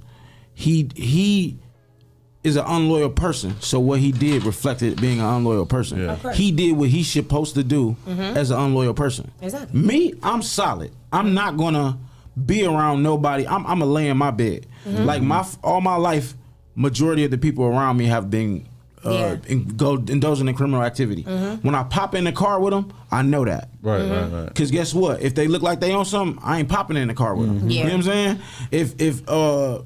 If they about to go do something that I noticed in the like in circle, we always teach kids to have your core values, right? And don't do anything that compromises your core values or goes in a different direction than your core values. My core values reflect positivity. So when you want to do something that compromises my core values, I remove myself from the environment. Or if I feel like it's justifiable, I pursue it with knowing I'm gonna lay in the bed that I made. You know what I'm saying? Right. And it's been situations like when I had one little case that I ever had. When I went down there, the judge was like, I see you in here all the time. I never had any situations in law ever prior to that. But he seen me down here because all my niggas is criminals. Wow. So he seen me so much in court supporting my brothers as a positive influence that he thinks that I'm someone he sees in court all the time. Yeah. You get what I'm saying? Yeah. So that's something I had to, within myself, take to the chin. I knew that when I was coming down there. You know what I'm saying? So all you got to do is know your core values and operate off of that. And whatever happens, you got to lay in that bed. You know? I mean, these dudes are snitching to evade jail. Yeah, that's different though. That's snake. That's snake, and that's wrong. That's different. That's different from snitching. That's wrong. I've been getting told on all my life. Man, listen. It ain't no code. I don't see how people still sell drugs because ain't no code whatsoever. None. Right. Ain't nobody persecuting nobody for snitching. Ain't nobody looking at them different for snitching. Yeah. People like, I'm doing what I got to do for my kids, but what about his kids? Right. So I'm on the wrong side of the fence when it comes to that because I've lost people in time that I can never get back. Exactly. And I hold a grudge for that. So when you snitch, to me, you anti the person that I love that went away for a long time. Right. Yeah. I think. But let me say last thing. I'm not in the streets, so I'm not concerned with what people doing in the streets. Yeah. You know what I mean? What I was saying earlier. Yeah. That's what a lot of other people need to do. Yeah. Like if you're in the streets and that's what y'all do, keep that to what y'all do. Yeah. Like, I mean, I agree with you 100%. I agree with you, and I agree with you 100%. Yeah, but you're not in the streets. Right, so of course, exactly. Nobody would look at you different if you was to tell on the person that did something to me. Right, yeah. You're not in the streets. Right. You're not a snitch. Yeah. You're not involved with that code. Exactly. Right, You sign up for It that. might be somebody though. It might be somebody that look at him different. It might be because that's true. you might have somebody who's like, no, that's not the way to go about it. He got to feel the same pain that I felt. His family got to feel the pain that I felt, and that's the street part of it though. Like you said. I mean, only one person go to jail. No, but it's a difference though. That's Because life and death. The family still could be felt. Only one person going to jail. There's so many different ways to. But that's another thing about snitching too, though. Like, if you saying that you gonna make sure that she get justice in the courts, okay. But if you wasn't there to see it or nothing like that, then if these people that was in the streets that was with him or around, they not willing to snitch with you, then you just told for no reason. True. Yeah. So it's just like it's really That's like. true. I mean, the police. Damn near mind your business. I know a lot of people who saying that they snitching and trying to give information, and the police like, we don't care about that. Like, you know what I'm saying? Like, the police ain't, it's not a credible evidence. You know what I'm saying? Yeah. So people really don't even be knowing what credible evidence is. And I think when the snitching factor come in, it's usually drug related. See, it's not, it's not criminal related. And if it is criminal related, it's somebody who was there at the time of the crime. If it's a bargain. Related, you don't gotta worry about it. They accept those as bargains. Yeah. Like, look, it's y'all not all the time. Like, look, I got caught with this chime. I ain't trying to go to jail, but I do know somebody who killed somebody, and I'm about to. That's how that's working. That's exactly how I went to jail. Yeah, it ain't dude had no reason to tell on me. He was in his own lane, I was in my own lane, and he got caught with some stuff. And see, I know about this situation. That's dry snitching. Like, you don't even. No, that's snitching. That's the snitching is prevalent in our community. You could just mind your business. You all snitch. I guarantee you, not one murder was solved by what you said. Okay. You know what I'm saying? It's always what he's saying. I think it's not even valuable information if it don't come with a criminal. You know what I'm saying? Okay. Got to. So, but yeah, what I feel like is, I can close it out with this. With the whole 6ix9ine situation, okay, this is just a scenario I'm gonna give you, right? With his whole situation. So you go to, you got a kid. He grew up in the suburbs, mom and dad. Dad loses his job. You know, went to all the nice schools, was all around all the prep people, whatever. Mom or dad lost their job, they had to downgrade. They moved to this neighborhood or they moved to these projects or whatever like that, and he becomes surrounded by poverty or people of poverty that are, involved in gang violence or like gang activity or like, sell drugs or whatever like that. These are the people that he doesn't have a choice but to hang around, right? So, or he comes around these people and be like, hey, you know what I'm saying? I want to kick it with y'all. What you woo? I'm going to tie this in. I'm going to tie it in. I'm going to tie it in. Boom. 6ix9ine goes to the block. It was like, yo, they about to sign me. I got this money. I need y'all to ride with me. Y'all down to do it? I need y'all to, you know what I'm saying? I need some protection. They was like, all right, cool. We got you. Whatever. Woo. So, in the same situation when you go with the dude, okay, boom, like you with this environment, you with these kids or whatever like that, and then they go do some crazy stuff, and this little boy snitch on you or snitch on y'all. He doesn't come from that environment. What did you expect from him? That's odd, though. He doesn't come. But this is the thing, though. Well, this is my thing, though. When you go to McDonald's and you order a Big Mac, right?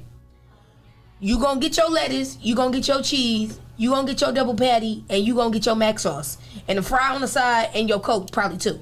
What you order is what you get. So I'm totally with that. If you go to this place and you order up, like, nigga, I need some protection, I need this, I need that, I need that, that's what they gonna give you. Mm-hmm.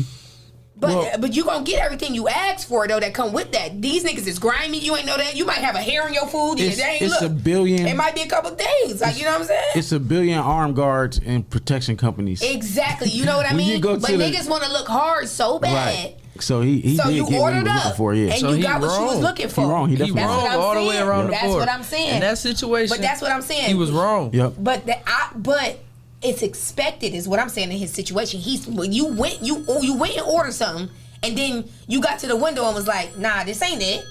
I ain't asked you to book my baby mama, and I ain't asked you to do that. No. You ordered. You ordered it. You ordered that. Mm-hmm.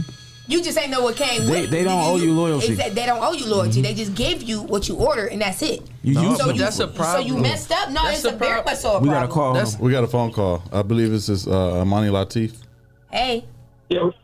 Hey, what's up? What up, Doe? What's up, Dave? I had a question about what do you guys think the impact of the social media has on the current rise in violence right now, especially in the last 2 years. Last year was sort of like Toledo broke their record as far as gun violence. Mm-hmm. And, it's the lead. It's the lead of the situation. Gotta be the lead. Mm-hmm. Most of those situations that you see happen amongst young people killing each other, they start on social media. Mm-hmm. It's the root. It's the root, it's the lead, but it's also the manipulation. It's like that's what the main is lot, right there. Exactly. It's meant to be screwed on there so it can stir more things up, because it's like ear to ear, word for word. It's not fast enough for these folks. It got to be spread a faster way so things can happen more quickly than expected. They want people to wipe each other out more quickly than expected. They don't want an ear for ear or a conversation for a conversation, and everything gets spread more quickly online. So if you let me say this: if you get online right now and you put white people and say something after it, they're gonna flag you for saying something. Now, if you get on there and say something black people and something, they're not gonna say anything to you. Like, it's That's literally people flagging you though. Nope. Oh, it's Facebook? No, it's not. It's Facebook? Yeah, Really? no, it's not. Yes. From my perspective, is people flagging you, not. No. It depends on how you set up Facebook. Community guidelines. Yeah, exactly. This the thing I got about 1,000 Literally, people who I'm follow talking me that I don't even know. I swear You know to what I mean? speaking of Twitter, I'm literally banned on Twitter right now for telling white people to stop saying nigga. Huh? the thing about what you just Banned. said. Social media ain't the reason though. It's not the reason. You can't say they don't want this. It's not social media who start beef on Facebook or Twitter, Instagram, Snapchat. It's people. Of course. People use this as a way. A lot of people tough behind the keyboard and doing all that. Like, it's not necessary. They just choose to do it. They think it look good. It's But I think that's what he's saying is like What is the influence it has on that? I feel like it's people will it's get a on social media manipulation. and talk the biggest stuff on social media, but won't say that in real life, right? Yeah, and so even that if causes they would- a bigger beef than Right. what it actually would be if I know you in person. If somebody know me in person, they're not gonna say, because they don't know that I'm 6 foot and 230 pounds Right. on Facebook. They think that I'm some meek, quiet dude because I am quiet. But at the same time, you're not gonna talk to me crazy on Facebook and see me in person and act like we friends. Right. That's gonna create the beef right there. Exactly. But then you saying see me on Facebook. A lot of people, they Facebook is that they don't even see you. A lot of people not gonna see you. This Toledo, we small, but Right. you're not gonna be in the same lane as a lot of the people who sitting there behind the keyboard just talking crazy. So you feel me? It's up to them. If they gonna start something with you, they started something with you. Yeah. It's not a social media thing. It's a personal thing. That's them. What I'm saying, sitting- if somebody knows you, right? right. And they don't see you in person. They don't see you all the time in person, but they talking crazy to you on Facebook. When you see that person in person, you're gonna be more apt to be more violent towards them because they talking crazy on Facebook. Yeah. Exactly. That's what he's No, trying to I say. ain't, no, happens my bad. is- I ain't mean to say it like I was disagreeing. I agree. Oh, okay, Because okay. I think that make it so much of a pride thing because social media is social media. That's That's what what, I'm that's saying. what it is. So many All people ego, access ego to and this- pride. to whatever he bashing you on, talk about you on, everybody gonna see it. Anybody can see it. Most pages is public.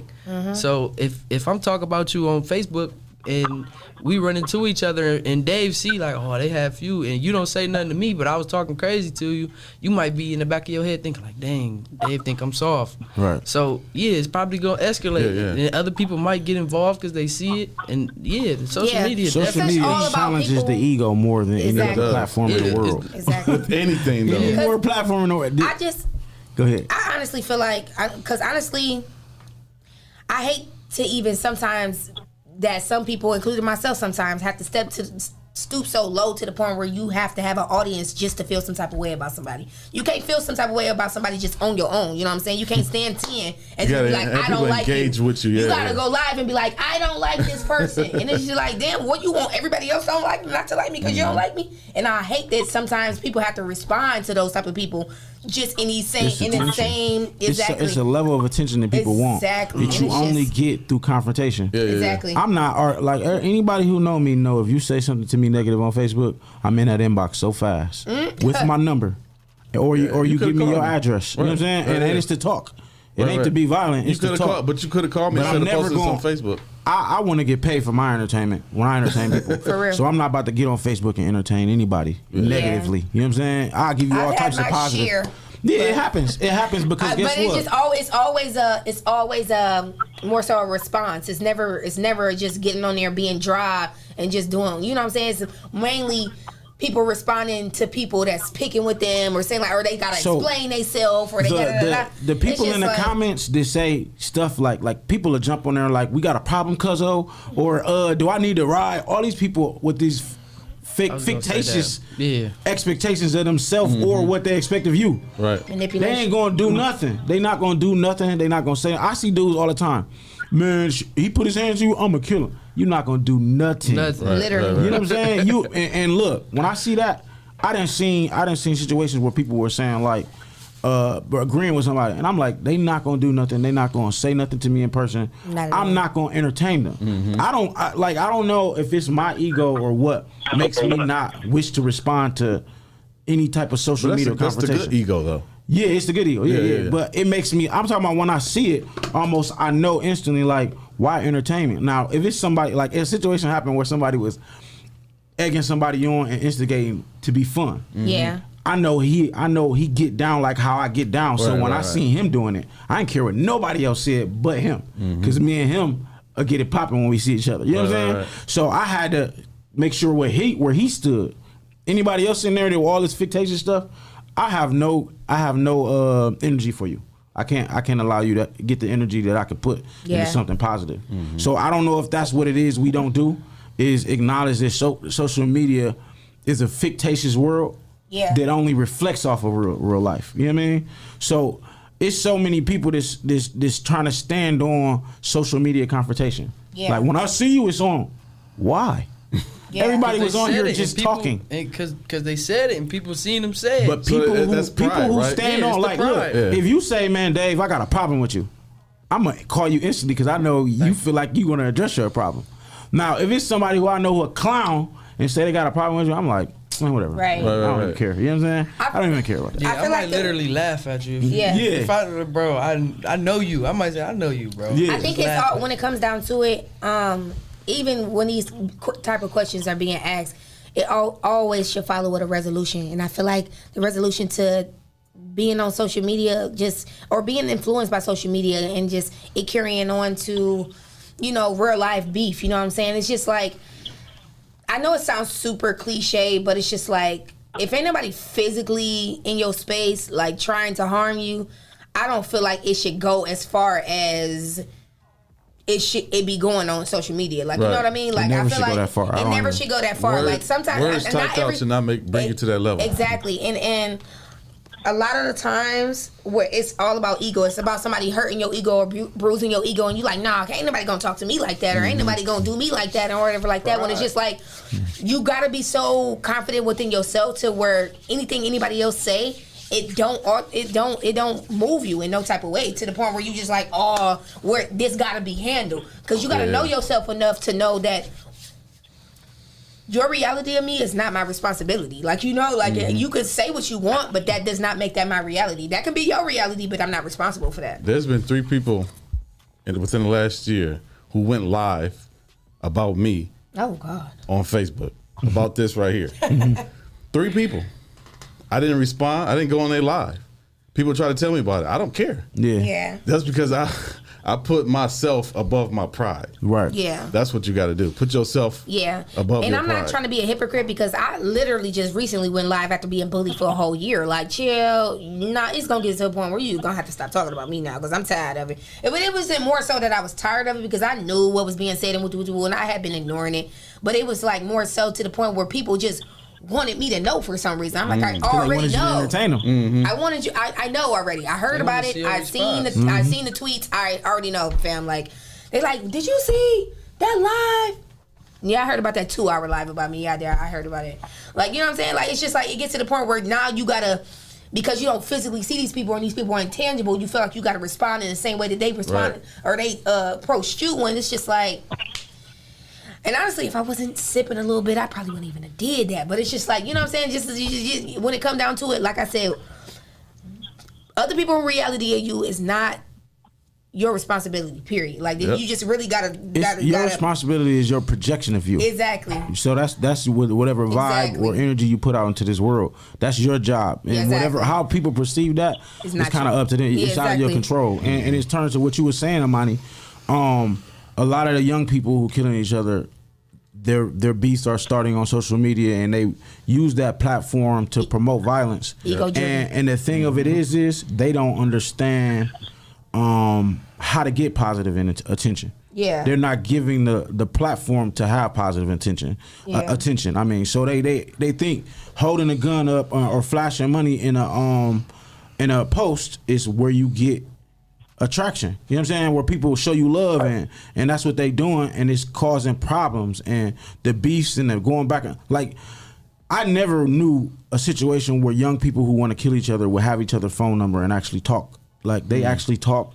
They actually talked about that. That's like crazy. really be like, hey, where you at? You trying to drill? Like, you know what I'm saying? They communicate like on a friendship level and don't understand how wrong it is because it's insanity. You know what I mean? Yeah. And they don't know how to find confidence into not responding to an ego. Yeah. Me personally, I learned that you never get rid of your demons. You learn to rise above them.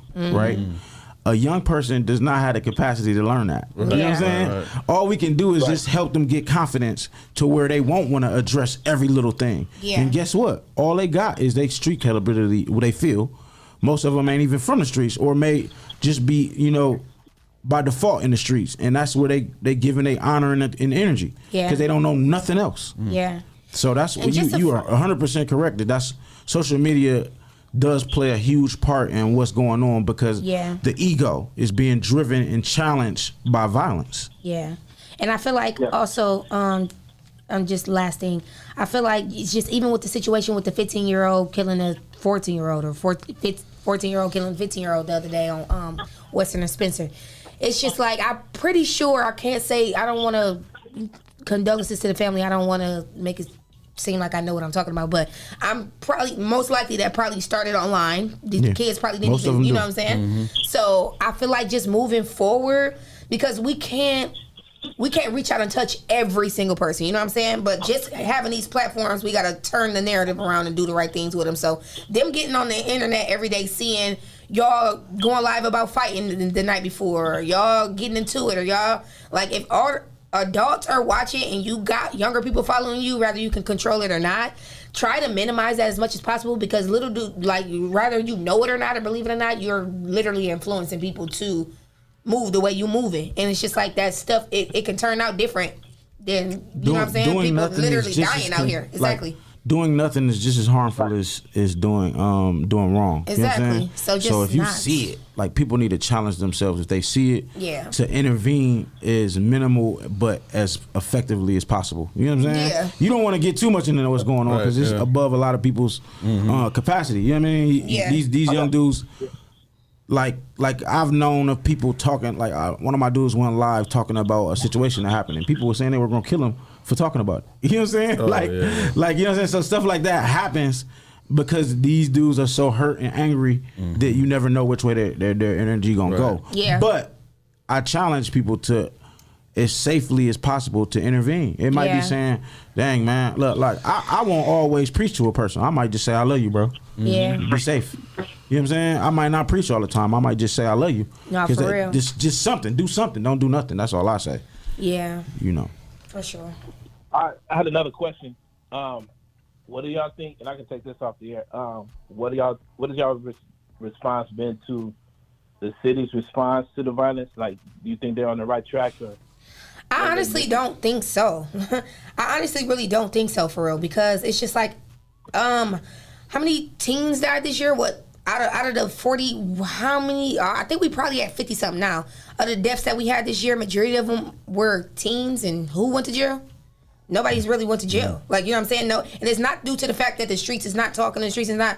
It's, come on now. It's Toledo. These kids is not as swift and wavy as y'all think they is. Like, they kids. Like, I'm pretty sure gun shells is left, fingerprints is left. All kind of. They way smarter than you think. But you know what? But they way smarter than you think. I was about to say. Let's go back to what I said. But maybe. But let me take that back. You're right. They are a lot smarter than our generation of people, because our generation of people is going to jail. See the difference. Let me interrupt you real quick. The difference is, like, when we say people used to get killed and murdered, when they call it drilling, it's because it's an actual process. You know what I'm saying? They really, like, when you planning it out. Yeah, they planning it out. They going through the females to know where you at. Man, it ain't random at all. Yeah, a lot of the times. You know what I'm saying? So, like, yeah, man, they not as naive or dumb as but at anybody the same think. time, it's just like, I'm going back to George Floyd and the police.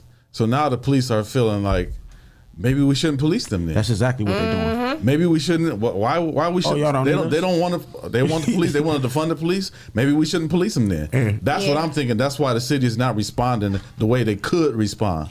And then I feel like they're responding more violently than it's like it's no forms of, and you know what? And this is why a lot of kids feel like they don't have nothing to lose, like it's a lose-lose situation, because it's just like, even if I don't end up like this, I'm gonna end up like this just because of the situations and the circumstances that they in. So even if they don't end they up got nothing to lose, a driller, right? They gonna end up, you know, poor, not because they don't have much to, you know what I'm saying? They don't have much to do, no activities, no nothing. There's nothing for these kids to do at all, but to indulge in this type of activity. So It is. they feel like, but yeah, it is. It's a what lot is of there stuff. to do? No, It's a lot of Nothing for programs. them to do. Toledo got more nonprofits than damn near anywhere. Ouch. I don't know lot. nothing about They're it. not- And that's the thing. But it's about- Where are no, they at? no, It's about the social part of it. It's the social part of it. I got a lot of young dudes. You know, I got a lot of young dudes that I talk to.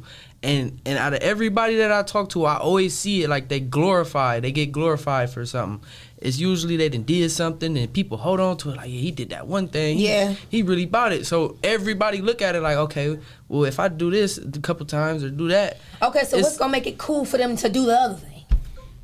Mentors. That's what I'm saying. They gotta grow out of it. They gotta see something different. They gotta be around something And different. that's what I'm saying. If it's as tangible as y'all trying to make it seem, why don't nobody know about it? I'm not gonna name people, but it's people like, so I'm a pillar in my community. You know what I'm saying? People associate me as a leader in my community, and the young shooter is equivalent to me in the society. So if the young shooter die, it's gonna be 1,000 people at his funeral, and everybody adore this person. If I die, it's gonna be people at my funeral and they adore me. You know what I'm saying? So the middle area is not being recognized. You know what I'm saying? It's either you a killer or a mentor. Yeah. And these crazy, kids though. is choosing to be killers because There's no in they don't between. know nothing else. But she said, why is it not seen, like the things that Toledo has to offer? It's given not advertising, because you know why? Because they will rather jail than rehabilitate. They don't want to I don't rehabilitate think our that. community. I think it's no one's looking to be a. Yeah, that's it. That's it. No one's looking for I what's was working when I first met Dave. Dave introduced me to somebody, Alicia Smith. She had me doing the circles and verses, and I had to sit there and call the kids that they found for the program. Yeah. And it was about front and back, about 3 sheets. When I say I sat there and called these people, the parents giving me the runaround, But the kids answering the phone. No, I got basketball practice later. Or I got this, and everybody just telling me like, no, we cool. We don't want to. And we giving them incentives. We giving them incentives, gift cards and everything. But to answer his question though, he's saying what do we think the city is doing about it, like the police and all of them.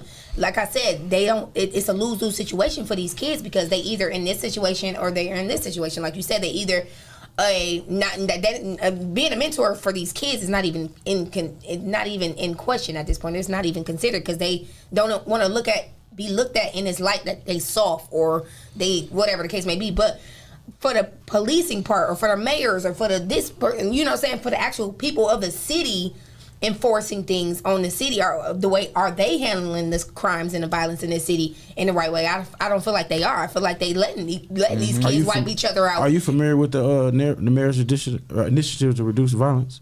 That's what he's referring to.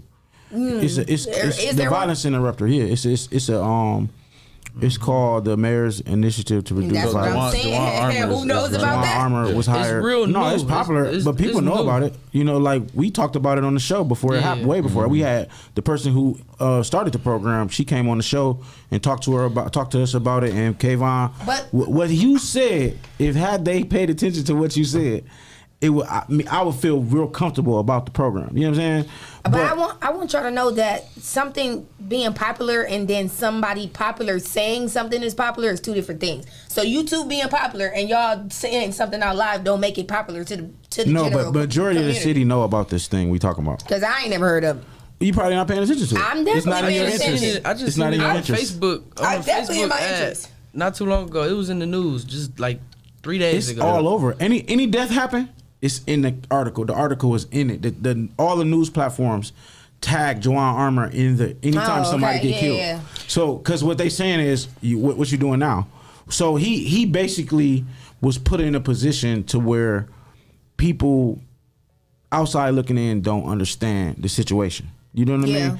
There's no way one man can do anything to make a difference in violence. You know, so what his job is to create synergy and these violence interrupters to curb the violence, which is almost mission impossible. Unless you do what Kayvon said on the show, is make the process done right to where kids are influenced and people are influenced by these people. Now, they did their very best job on determining who would be influencers to community. Yeah. Do I think they were successful? I don't know. But I do know what the mayor said. Are you familiar, Amani, what the mayor said? Oh, yeah, you brought it up to me. Matter of fact, you're the one who brought the subject to me about the mayor saying that it was gang violence. And I said that that's not true. It's so convenient to say that this violence is going on is gang related, because it's not gang related. It's gang related in a sense where a group of people might be felt as a gang, but they're not. There's situations, and it's so much like what I said to them is undiagnosed mental health issues. It's people being triggered. It's all of these things that you can address properly and get some results, and they're not doing that because that takes too much work. What I want to say is, because I really wanted to start a program, and I still was trying to be in the works with it. I was trying to get the nonprofit grant and all kind of stuff of a program I wanted to start up called My Kids Can. Now, a lot of the programs. Don't tell your idea if you. I'm not.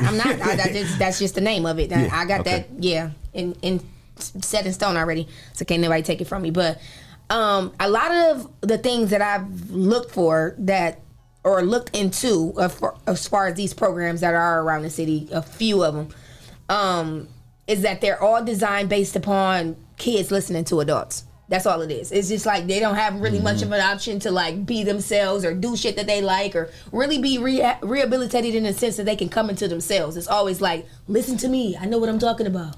It's all these programs are basically designed like that. So when it comes to the rehabilitation of these kids that got this generational trauma, that got these mental illnesses, that got this, it's never gonna be to a point where they're gonna be able to come into themselves and rebuild themselves, you know what I'm saying, in a sense, because it's uniform, it's still school-like, it's still very much so structured, it's very punctual, it's very, either you gonna do this or you gonna go to jail. So this is what I need you to do. I need you to listen. I need you to get a job. I need you to do. It's it's still whitewashed in a sense. So it's just I feel like we should give these kids more options, and it's just it shouldn't be so uniform all the time. And maybe if we give these kids more to do, that's why I'm saying more to do, because I don't feel like it is a lot for these kids to do. It's programs and shit like that, but like I said, it's very uniform. It's very kindergarten through 12th grade. It's giving school work. It's giving you know what I mean? So it's a way to rehabilitate these kids, at the same time teach them, at the same time guide them, at the same time mentor them. And if we can come together as a community, because clearly the police, to answer his question, what is the police or any of them doing about it? I don't feel like they're doing anything. But I feel like we have to take them matters into our own hands for real. And then there have to be a lot more people that's interested in doing so, because it don't look like it's gonna get any better. Cause how many people got killed during quarantine? How many kids last year got killed during quarantine? Y'all ain't supposed to be outside. Ain't nobody even supposed to be. That's what created that. Exactly. That's what put the ingredients in it to make them have enough time to learn to be killers. Exactly, rebellious. They sat in the thing and listened to Young Boy and watch YouTube all day and watch people drill and watch King Von documentaries and Capo documentaries and Chief Keef and whoever else knows. I see a lot of initiatives that people do, and I know where we did a youth survey. Yeah. A group of us did a youth survey, and it was so weird to me that no one else did a youth survey in so long. Yeah. And the results blew my mind. I felt like I had all the answers. From, shout out to Soul City. Being in Soul City, I had a unique perspective of learning what these kids are thinking, because they trust me enough to talk to me. You know what I mean? So I learned a lot from them, but I thought I had the answers. And when I did the youth survey with this group of people, I learned that I had none of the answers. And I sat back and studied the youth survey. Like for one, they said they don't trust us. Anybody who's getting paid to help, they don't trust you. Yeah. Wow. They don't. We asked them who they want to help from. They said they want to help from their parents. The next in line was their friends. So boom, if we sitting in this room thinking we know how to help them, they don't even want help from us. So the idea now that you say that is to have programs to mentor the parents. Exactly. To how So to you got programs like Brothers United, Sisters United, and they My do mom that. used to work for them. And guess what? How many people have you heard want to utilize them programs? You know what I'm saying? I know So one person personally that uses the program. And that's it. One person out of I don't know how many people. That's what I'm I saying. know. And people use it, but it's just I know not a few. enough. I sent a lot of people to my mama. They signed up, Right. and they got jobs and everything. Yeah, and they helping people. They actually helping people. You know what I'm saying? So shout out to anybody who got anything, and we ain't sleeping on you. If you feel like keep doing what you're doing. Yeah. And what it need to do is be people stepping up, helping people get to these programs and learning about these programs. Yeah. Because the kids they don't trust us. Yeah. And once I learned that, I knew who I had to I had to empower.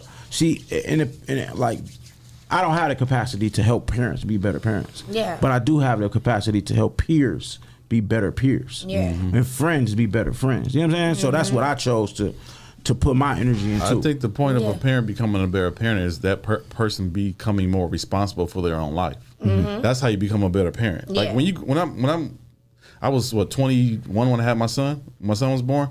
I didn't know. I was 21. I didn't know how to raise a kid. I was still being a kid myself. Right. So experience helped me become a better parent. Exactly. Going out and getting a job and paying bills, that helped me be. So when we employ parents who aren't employed, that's why their kids are the way they are. Right. Yeah. And then then that generation, like our generation, we come from an environment of I'm gonna let you bump your head. Yeah. This new generation, you can't do that with them. Yeah. And we raising kids on bump your head principles. Right. And guess what they doing? Bumping into a gun. Exactly. They bumping into a strap and they bumping into a pack. And they got more money than their parents, and they got guns, and they don't even know what they fighting for. Yeah, and what I noticed a lot about the black community and the black households is that we look at struggling as a like not necessarily a strong suit but they look at struggling as like we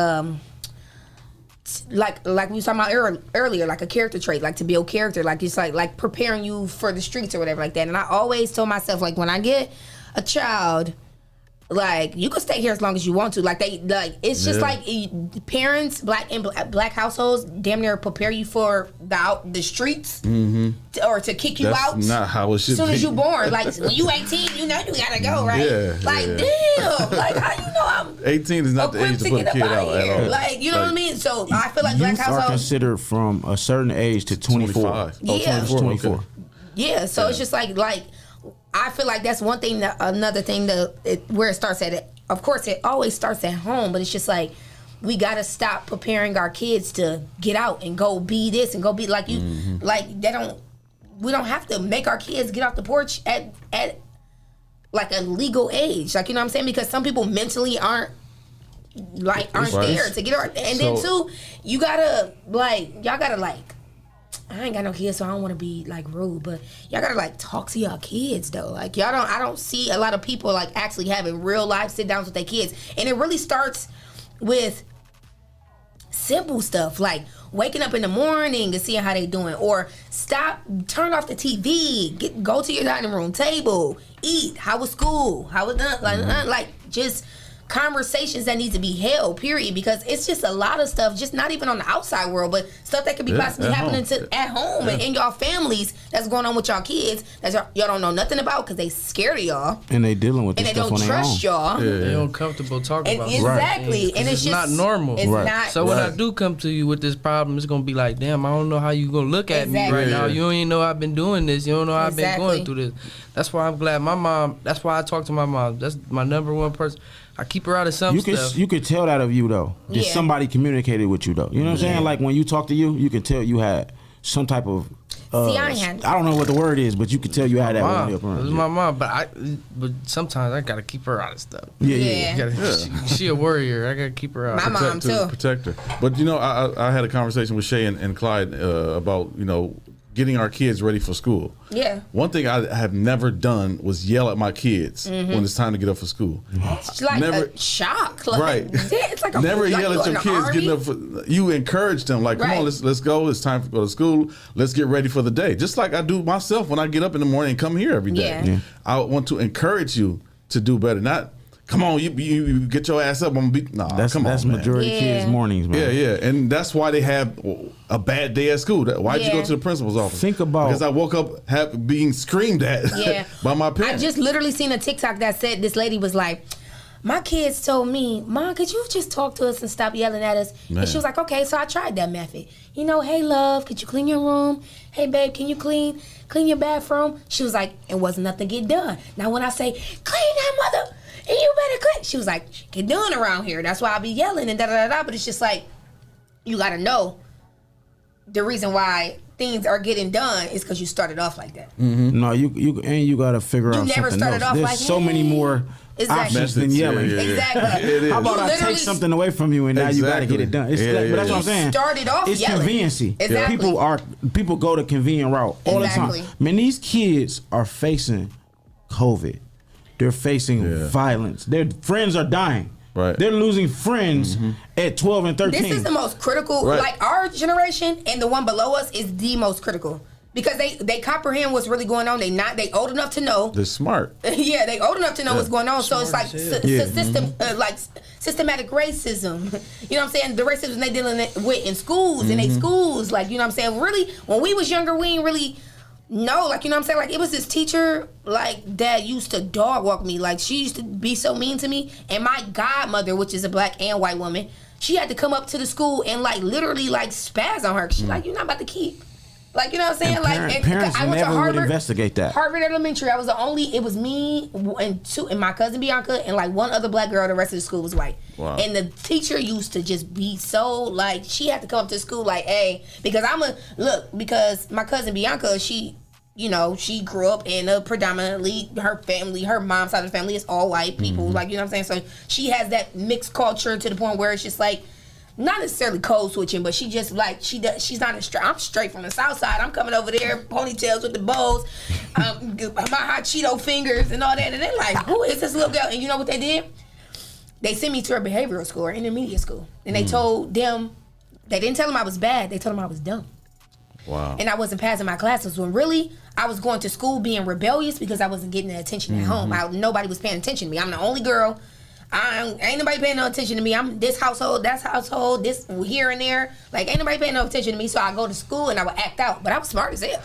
But I would just do rebellious stuff. They'd be like, all right, well, it's time to take a nap. And I'd just be like, heads down, everybody, 7 up. And I'd be like, no, I ain't tired. Like, I would just be real, like, rebellious because I was acting out. But they was just like, nah, she's not equipped to come to this school. We're going to send her over there. You know, they sent me to the intermediate school and they was like, why is she over here? She's smart as hell. Like, why? And they sent me back. They was mad as hell. They was like, why did they send People don't be this wanna little do their jobs, this man. little black girl over here? They was pissed. But you know what I'm saying? Like, it's just like stuff like that. Now that I'm older, I'm realizing what they did to me. I'm like, at that young, I didn't know that. Nowadays, these kids are smart. They like smart as hell. They mess around and say, it's oh, you just want to get rid of me because you don't want me here. Yeah, you just acting like that with me Yeah. because I'm black. Yeah, Like, they these break it kids are down. smart as hell. Like, so you know what I'm saying? So these kids are dealing with a lot, in our generation too, dealing with a lot of things. We've seen a lot of things televised. It's like a lot of trauma that our community and in the black community altogether, young and old, and it don't matter, have dealt with. And it's just like we don't have enough rehabilitation in our communities at all. We don't have it in our households. We don't have it in our communities. We don't have it anywhere. It's just strictly like I am. But can you name 5 people right now that's black that you know that's going through something that's in therapy or just getting any type of help? I mean, I'm in a different world, but yeah. Yeah, I was about to say, it's just like my generation, I can't. Right. I've been calling people like, look, I got this therapist, bro. You want to, she been having to rearrange my appointments just from how many people I recommended her. She like, Raven, I can get you my appointment at 2.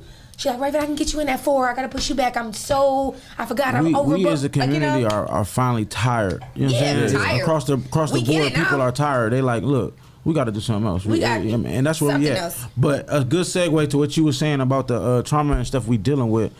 I feel like this topic right here is so tough that I've seen families break up, and I've seen. I almost got out of a relationship because of this topic. Like the vaccine. Oh yeah, it's creating a certain level of division that's unreal to me, especially in the Black community. Like, why? How did that? Because it's so crazy. How did they find another way to divide us? Look, opinions are so strong on the vaccine. It's the reason why, of course, because some people do history research about the Tuskegee experiment and all that stuff. That's one of the reasons why people are so strongly against the vaccine. Yeah. But at the same time, I'm gonna play devil's advocate, so y'all be prepared for that. Yeah. At the same time, Me too. It could be helpful, right? Yeah. It can be. Could be. It could be preventative at the same time. Yeah. So, is it out of ignorance? This is a question. Is it out of ignorance that most of our people won't take the vaccine? I don't feel like it's out of ignorance, honestly. I'm gonna play devil's advocate too, because look, okay, one thing is one thing. You do know what ignorance means, though, right? Not knowing. Exactly. So, one thing I can't say, okay, boom. We don't know. We're ignorant to the fact of what they put in the Hennessy. We're ignorant to the fact of what they put in the cheeseburgers. We're ignorant to the fact of what they put in the candy. We are ignorant to the fact that what they put in this right here. We can have the ingredients on the back, but we just don't know. We don't. You know what I'm saying? So I can say for people who be like, you don't know what they put in that. You don't know what they put in a lot of stuff, baby. Like, you know what I'm saying? So that's one way of the devil's advocate. But the way they dog walked us over quarantine, we had to sit in our house and watch them dog walk us on TV like we was not, like we in the community before quarantine and before COVID, like, you know, we know what's happening to us, but it's whatever. We're in the house having to literally sit still and watch these people dog walk black people, and then y'all want us to take a vaccine? Oh no, we don't trust y'all. We don't trust y'all. A lot of people don't trust you just for that. We sat in the house for a year and watched y'all dog walk people. I feel like people should have took the opportunity of being at home to learn their kids and to learn different things that they didn't know. I felt like that was an opportunity to learn something. Of course, but we never, that ain't up to us though. We don't make decisions. We don't complete our own narrative. That's why. So we don't like gentrification. Yeah, gentrification always happen. Yeah. So when but we it was came on the popular show during quarantine for sure because people talked about it more. No, it's because people was planning on the opposite ends. You know what I'm saying? Like we weren't planning.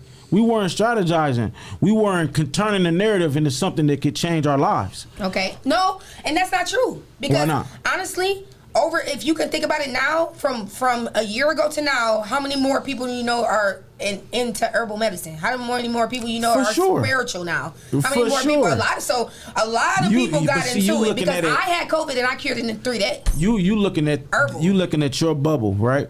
But it's a big ass world. It's a huge world, and it's a small percentage of people who actually elevated in the situation. A lot of people. Think about how many people received $20,000 and $40,000, and what did they do with it? A lot of people elevated. A lot of people elevated though, like literally a lot of people. No, not a lot. You saying a lot, but it's really a micro fraction of what people. And I know, it felt like it. I know a lot of people that cured COVID on their own without even going to the hospital. What's a lot? I know a lot of people. I guarantee you, if you really did the math, it would be more people who died of COVID than people. Oh yeah, of course, and more black people that died of COVID. I'm just saying that the world is so much bigger than what we would feel our world is. You know what I'm saying? Okay. So I know a lot of people. But I know a lot of people became. I know what you're saying, but you said when we was people in the house, they should have learned their kids. They should have, and people should have been learning more things about themselves. I feel like a lot of people did sit in the house and learn more about. You know what I'm saying? They health and all that stuff. A lot of people came out of quarantine. People did. You're saying people came out of quarantine with new diets. People came out of quarantine with new herbal care. People came out of quarantine. You absolutely right. People more spiritually. And they came out with the small businesses too. Exactly. But to feel like it's a lot is sketchy. It's really not a lot. It's not as what it should have been. Yeah, there's a higher percentage of people who came out of quarantine with mental health issues. Exactly. Oh, yeah. With domestic violence cases. It went through the roof. It went through the roof. Domestic violence. Yeah. And with $20,000 and child abuse. It's giving 50-50. And with $20,000 in their bank account. So you seeing a silver lining, and we paying attention to this shit. You seeing a silver lining. You know what I mean? Yeah. But what I'm saying is, we got to start controlling the narrative when the opportunity ceases. Okay. There was a large group of people saying. And you don't think they're doing that now by not taking the vaccine? But because they've been saying they ain't taking the vaccine since it came out. I like so they the control fact, that narrative right so when it came out. I'm on the V Project, right, which is where they use influencers and people in the medical field to influence black people and people of poverty to take the vaccine. Yeah. Why I joined it, I said out the rip, I'm not into all that. Yeah. And she said, well, why are you not into all that? And I thought to myself, I get it. She's saying, instead of people saying, no, I don't want a vaccine, make people educate themselves on why they don't want a vaccine. Yeah. So with that being said, you'll learn more about what the pharmaceutical industry mission is. Yeah. But I feel like what people really need to know, just each individual person, because when it comes down to the decision of getting the vaccine and not getting the vaccine, it's all about what you can handle and what you know about yourself and what you know about your body. A lot of people literally, like medically, cannot take the vaccine. That's like true. It's just like the side effects of it will compromise them. You know, it will compromise their immune system, like to the point where they'll die from it. That's why it's a lot of people. It's a story online right now. The fully vaccinated lady that died from it. She probably had some other stuff going on with her. She took the vaccine. It triggered some things in her body. It replicated, and domino effect happened, and she passed away probably. Right. Like, you know what I mean? So, like you said, I feel like it is good for a lot of people to educate themselves, but I feel like that also Everybody comes down should to every single person should educate Every themselves. single person should educate themselves, but I also feel like that comes down to the vax and non-vax, and it's just really nothing nobody can do about it. Like, you know what I mean? Because if it's a situation where it's a life or death situation, how you gonna make me get something that I know that's probably gonna 9 times out of 10 kill me? Well, this is the thing with me. I feel like it's so. If you don't want to be a vaccine, if you don't want to get the vaccine, don't get it. But learn why you don't get it, and don't be out here doing mollies and all these other things. Don't or don't approach me with the conversation. If you out here having sex raw, and you out here doing mollies, you out here drilling and all this other stuff, and then you tell me I'm not taking the vaccine, I don't trust it. What? You gotta prioritize a little bit better. That's you what feel I me? said. It's a lot. So of, know why. Know your body. truth. If you don't take vaccines, like, and this is the thing about me. I'm a I don't know, something in my spirit told me to take the vaccine to figure out why I don't want the vaccine. Yeah. You know what I'm saying? So I took it, and I went through some shit. A lot of people I know did too. Man, what? It was tough. And you said you a person that don't get sick, right? So I don't get crazy. sick. Like, I've never been checked into a hospital for any reason. None of that. Wow. Never broke a bone. Any of that. And I took this vaccine, man, and it put me down. And it was just like crazy for me because there are a lot of side effects that people don't know about with the vaccine. Yeah. And it's people who took the vaccine and they have no issues whatsoever. But I was not one of them. She ain't never had one. I had issues with mine, and it was tough. Wow. You know my what I daddy mean? took both, and she ain't had no issues at all. But my younger friends, like, you know, age range between 22 and 35, literally all had issues. Everybody. Well, my coworkers told me drink water, and if they didn't tell me that, which the nurse didn't tell me that, if they didn't tell me that, I was having these weird ass headaches, and these headaches were like. You know how a migraine feel? It was like a step past a migraine. It felt. You ever heard of anybody having meningitis? Yeah, my sister. The level of the pain of their headache was that's how it felt, and people was like, "Man, you got to drink water," because what it is, I think it might be dehydrating you Your to brain. a level, like another level of dehydration. So when I started drinking the water, it eventually went away. Yeah. So, but I was going through this headache for a couple of days, and all I remember is rest in peace. My niece's father, rest in peace to him, he had a headache for like 4 days. And he went in the hospital and he never came out. Wow. With these headaches. You know what I'm saying? So when I'm like, these headaches is crazy. But then they told me to drink water and it got better. But there's side effects like hallucinations. I was going through hallucinations. Yeah, I heard that before. I'm talking about, bruh, I had a hallucination that I lost my wallet. And I mean, not my wallet, my ID, my credit cards, all this other stuff. And it was sitting in my bathroom, but I had a whole scenario that I went to the store, left it on the counter, and somebody grabbed it. And I'm trying to get the camera because I'm knowing, like I check myself everywhere I go. I'm like, I know my shit was here. It was here. You know what I'm saying? And it never was there. What? And then I created another scenario that I'm not gonna talk about.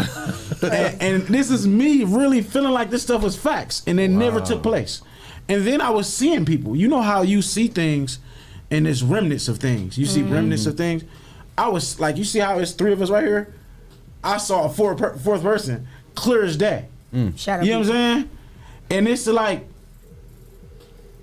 I look it up, and hallucinations is a side effect. Wow. I'm like, this is tough. Well, but that's what I'm saying. I know people who had it and never, didn't experience anything. Right. You know what I'm saying? So I can't afford that. how you think I felt? I was That's at why I home just been like- another side effect I felt was I was undriven. You know what I'm saying? Like I couldn't do anything. Like I couldn't get enough. You know, I got a real heavy workload, not from just my job, but just myself and community. I couldn't accomplish nothing. I couldn't accomplish anything. I felt like you couldn't focus on it? I don't know what it was. Because like I said, all this stuff is foreign to me. Yeah. I'm the dude who don't sleep and operate off of whatever. You feel me? I'm the dude who don't get sick. I'm all of these things that I always been. This vaccine changed it in me. You feel me? And then eventually it start panning back up. You know what I'm saying? But because it takes 2 weeks for the vaccine and all to do what it needs to do. Wow. So it was 2 weeks of me being not myself. You know what I mean? But I one of the things that I do is I be around a lot of people, and I used to wear a mask, but I got tired of people saying something to me about a mask. But the mask was just for people. You know what I'm saying? Because if I seen so many people die of COVID, I don't care what the risk is. I'm gonna wear this mask if it can 1% chance to help anybody. You know what I mean? I'm gonna wear it because I don't want no one that could possibly die from me. I don't even know if it's. I don't know the facts on it, but I don't want to be that 1% chance that I cause somebody to catch the vaccine. I mean, the COVID. Yeah. So I'm gonna wear this mask, but I know I'm healthy, and I know I'm not getting COVID. You know what I'm saying? I haven't been sick in so long that I just know I'm not getting COVID. You feel me? I feel like my immune system is gonna fight it no matter what. People have a lot of health disparities that they don't know about, and they're not addressing, or they don't keep up with themselves. I keep up with myself, so I know I'm good. You know what I'm saying? But I'm still gonna wear this mask. And I seen so many people die from COVID that it's just like I don't understand why people don't feel like, you know what, I'm gonna just wear this motherfucker. I don't care if it's gonna work or not. I'm still gonna wear it because I might save somebody's life. Yeah, I feel like honestly, when it comes to the vaccination, and even COVID, honestly. Like, because I never in my life seen that many people hop online and just to say they had COVID. Or just to say they sick, period. Like, just, I don't know if it's just because it's off the fact that we was just in quarantine. People want to help, though. I don't know if it people was were confused that we was just in quarantine or not. But I didn't have no understanding of why every single last celebrity was getting online telling people they was a COVID positive. Like, I just like, HIPAA, hello? I just really don't understand why that medical information was just being spread so much. It was just like like, what was the point? I'm gonna tell you. Like, it's here, we know. We had an inmate come online, right? This shaped my whole drive on it too. When dude came on the show and he talked about how it is in jail, it gave me a perspective of appreciating the luxury of being able to be away from people who I think unhealthy. Yeah. You imagine, this dude told us what it's like, man, and it was horrific. Would you agree? Yeah. It was tough. The stuff that he was saying, he like, man, I'm looking.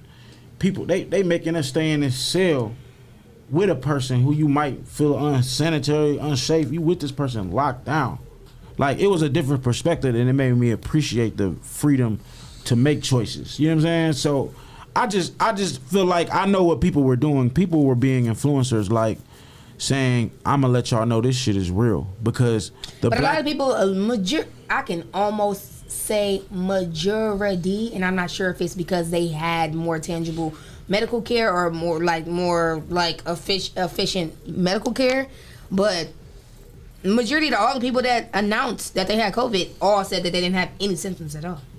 Like, you know what I mean? Like, they were like, I don't have any symptoms, but I did test positive. I don't have any symptoms, but I did. I'm like, dude, okay. We live in a world full of asymptomatic people, though. Yeah, just think about this. 1 out of 5 people got herpes, right? Right. Yeah. How many people do you see with cold sores? Exactly. You know what I'm saying? So a lot of people are asymptomatic. Exactly. So the thing about that is, people did not have symptoms, but they were carrying that shit to people. You know what I mean? So, I mean, like I said, so mask, like advocating towards mask and all this other stuff, but actually, like something going inside of somebody's body, I feel like should be a choice, and people should respect the choice. That's just how I feel like. So if you're vaccinated cool. If somebody else not vaccinated, cool. But advocating against vaccination when there's literally this formula that's been man-made that can go into somebody's body that can potentially kill them. Like, say for instance, like, okay, hypothetically speaking, you go tell somebody like, yo, I got vaccinated. Just hypothetically speaking, I got vaccinated. I think it's a good job. I think it's a good idea that you should go ahead and just go get vaccinated. It's like, you know what? They told me to go get vaccinated. Fuck it, just let me go get vaccinated. And then they die. Yeah, that's tough. How would you feel about that? Like, you gonna be like, that's tough. Well, and that's actually what, when I went to go get my vaccine, the news was supposed to come and all that. When they was supposed to come and do a story. Follow you? Yeah, for sure. Oh, okay. When I was going to get vaccinated, so it didn't happen. And when it was what happened was a couple of people were supposed to go get the vaccine together, and I was gonna have, and the people was gonna have the news come, and then when I didn't respond, they never called the news, and then I popped up like, I'm getting it, and they was like, oh, dang, I didn't know you was gonna come. So do one, and then when you do the other one, have the news. But then I was like, I didn't want to be. What she just said made me like, nah, I can't. Like, I don't want to advocate towards it because you don't know what it's gonna do to you. Even you don't know yet. Yeah. You don't even know yet. To me, I know that I'm healthy. Yeah. In the best way I can be, right? Yeah. And the people out here know they not healthy, and they not washing their hands, and they not coughing properly. Yeah. That's why I understand that we should wear a mask and get vaccinations, because there's some nasty ass people out here. Yeah. This like. But Ben, though, you got to think about the people that even cook our food barehanded. Oh my God, it's so much going on. It's just don't so even talk much. about that. You ever seen what was that infection? What was the movie where that girl did that stuff with that pig and the next thing was Contagion? Contagion, yeah. Oh, that movie was terrible. Yeah. And oh my God, just from work. She was at work, a chef, and cutting some pig up that had a virus in it. Went home, killed her husband, son. Then he didn't went to work, killed some people. They didn't went to. It was bad. I go to the bathroom in the clubs, and I really watch how many people wash their hands. And it's like, no one never wash their hands. People don't wash it. They look even here, and then go dap up everybody. Yes. Man, I know when I go to the club, if it's 100 people in there, I'm dapping up at least 75. And it's people who these days I be like, what up, bro? You don't know how many times that I decline like people touching my hands and people hugging me. How mad people used to be at me. Like, dude, the panoramic is still in full effect. Back the fuck up. Man, a dude was talking in my ear about community. He was so passionate about talking about community in the club, man, and I wanted to fight him so bad. Yeah, cause back up. I'm like, I feel water droplets hit me. So now I'm in my pocket. You know it's airborne. Damn. I'm like, man, do I got a mask on me? I don't got a mask on me. Oh my God. And I'm like, all right, yeah, we'll chop it up. I move over. He follow me and go back to my ear. I'm like, bro, we'll talk about this like Monday or something. Like, we can, I don't talk about this stuff in the club. He was so drunk that he didn't even realize. He's just in my ear spitting on my neck and my face. And I'm just like, let me just go walk away because I can't handle this no more. Yeah. And it made me think, nigga, you should have never stopped wearing your mask. If he got anything, you got it. Now, COVID. It's colds, flu, all that. I don't want none of that. Right. Yeah. You feel me? So that's what we not thinking about anyway. I feel like, honestly, man, just, I don't know, best practice, man, to keep yourself healthy. Yes, man. For sure. Herbal care. Yes. If you're not going to do that. Mullein leaf tea. You can smoke it.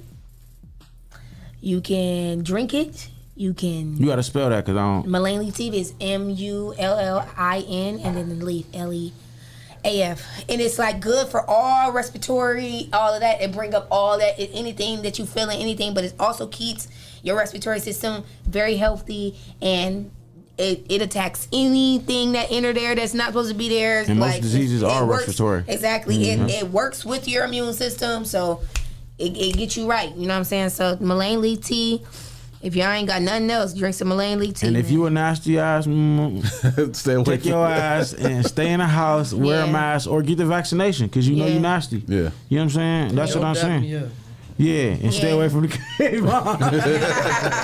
Hey man, I just really watch people, and I'm a people watcher, so I see the unsanitary things, and it just blows my mind. Mm-hmm.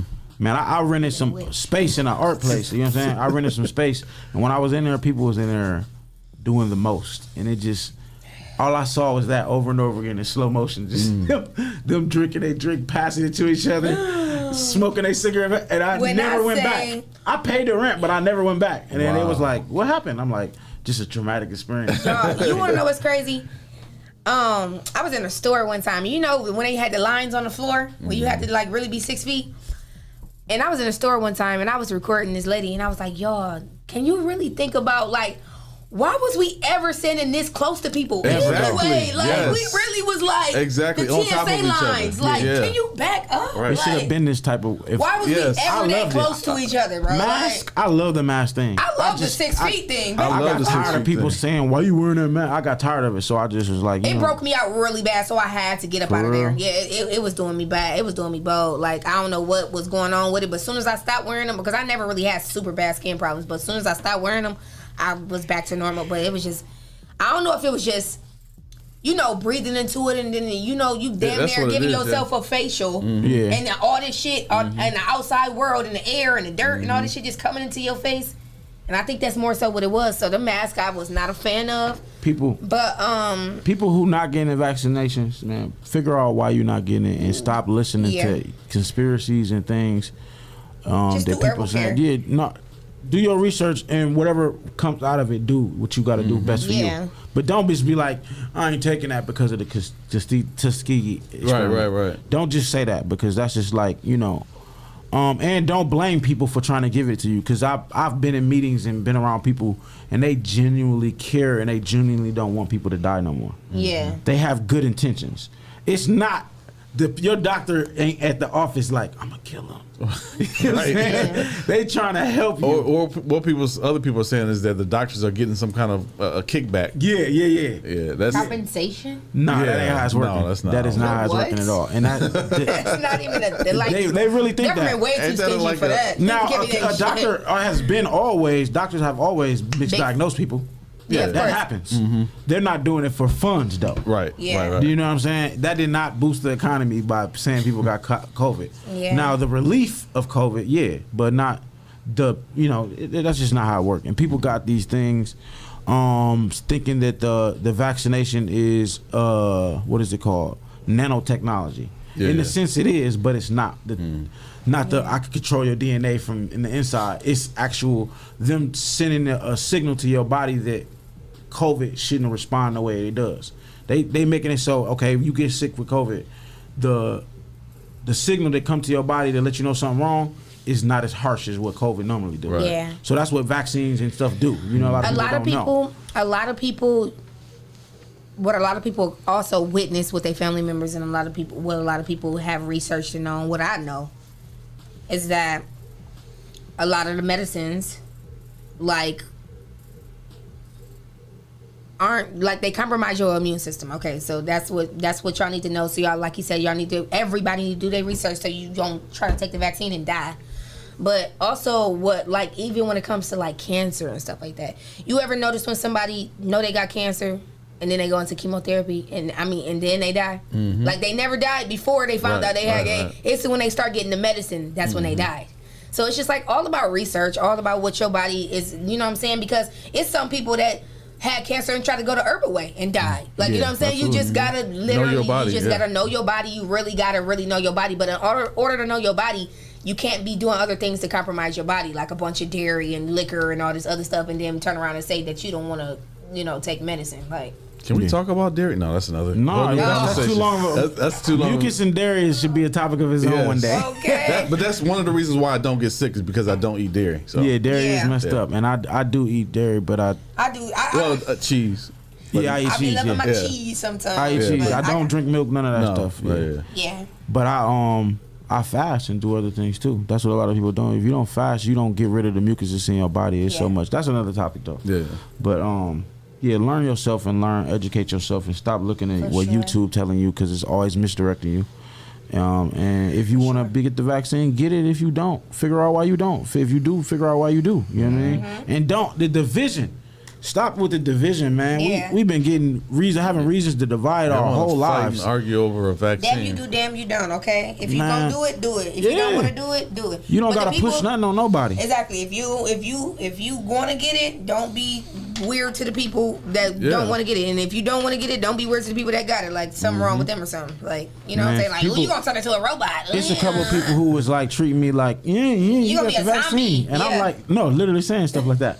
And I'm like, I'm the only person who I know who is healthy as I am. You know what I'm saying? Right, Not to yeah. segregate myself from nobody, but ain't none of y'all never seen me sick or y'all Right. never seen me in the hospital. I'm not gonna lie, I I'm haven't worried been about what sick. you done been going through. You feel me? Right. This vaccine is the least of my worries in my body. You feel me? Because if I did something wrong to my body, I'm gonna fix it because I'm paying attention to this mug. You know what I'm saying? And I know that a lot of people don't got the luxury of doing that, but I just fortunately do. And I encourage people too. But I don't. But like the whole segregating each other and saying, and this is the unique perspective. You got to look at people in the medical field are in hospitals in shambles, not sleeping, not eating, trying to take care of Right. people who are Y'all dying. family members. Y'all Yeah. family members. So when they trying to tell you to get the vaccine, It's they a have reason. a perspective that you don't. That's just like Exactly. if you've been in it, They don't have you've an been locked agenda. up. They If we just get to really- talking about locking up, you getting locked up. You're gonna have a different perspective than us. Yeah. You know what I'm saying? So people in the medical field is gonna have a different perspective than me. Y'all get it talking about music, I'm gonna have a different perspective because I've been involved in music. You know what I mean? So that's where it says stop with the division, man. We don't need no more reasons to divide each other, to Yeah. divide from each other, man. I don't know what was it another topic or we That was the last one. Oh, you no, said was- voting. Voting. Voting. Yeah, that's the last We one. probably got 5 minutes on voting. 'cause We been going. talking so We long. going. Look, I ain't going to force somebody to do nothing they don't want to do, but I No. like people that be in the community. Okay, so This the- I was just gonna say, do your research on The people same that way, you've yeah, been same thing. same way with the vaccine. Do your research. Vote for who you feel like is more equipped for. I mean, more equipped It's for different in the your vaccine. I'm gonna tell you why. Because community. if you don't vote for these things, You going against? shut the fuck up when Yeah. shit going down. Exactly. You know what I'm saying? And I'm Yeah. gonna say it just like that. Shut the fuck up when shit going down because you had an opportunity to change things. to and you change didn't. something. Yeah. And you didn't. I agree. Yeah, and they having something down there at the source today, and then you can vote on Tuesday. I did a lot of research, and I like the Cardi guy, and he's in the community, and he caught me all like literally walking down the street, like ran down literally ran down With on the the van. flood twice. He was on foot That's in a crazy. peach polo with a shirt tucked and a hat. And some glasses that turn into sunglasses when you go outside. I'm weak.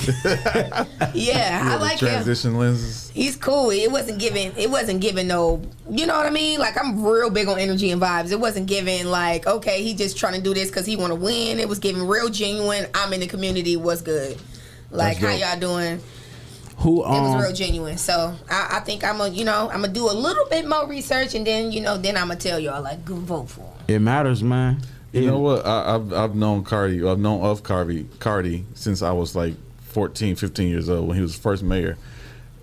He came to the show and like he knew me who I was. Maybe it's because I got the same name as my dad. He got a dude who worked But- with him who's a computer.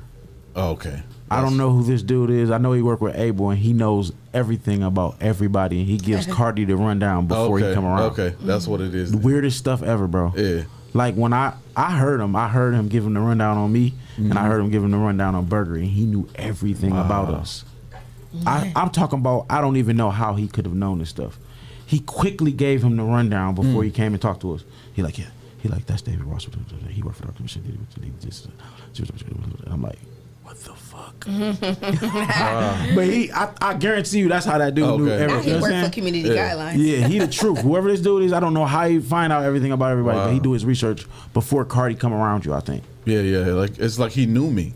Like he knew who I telling was. you, That's what it is. Okay. He ruined it. Dave. No, you're right. But that's good to That's have. dope. He got a lot of young people. That's dope to dope. even do that. Yeah. You know He what got I'm young saying? people campaigning for him too. I know what my homeboy Blair. Yeah, I saw him campaigns for yesterday on the corner of Sylvania and Monroe Street. I mean, the Cardi was movement, on the other side and Blair was right there on the street. Yeah. to Tina Bus So and the he movement, got- they support him also. Yeah. And I that makes me consider, you know what I mean? But I'm Right. not going, you got to show me something. Yeah, You got to give me Like I never. a tangible Yeah.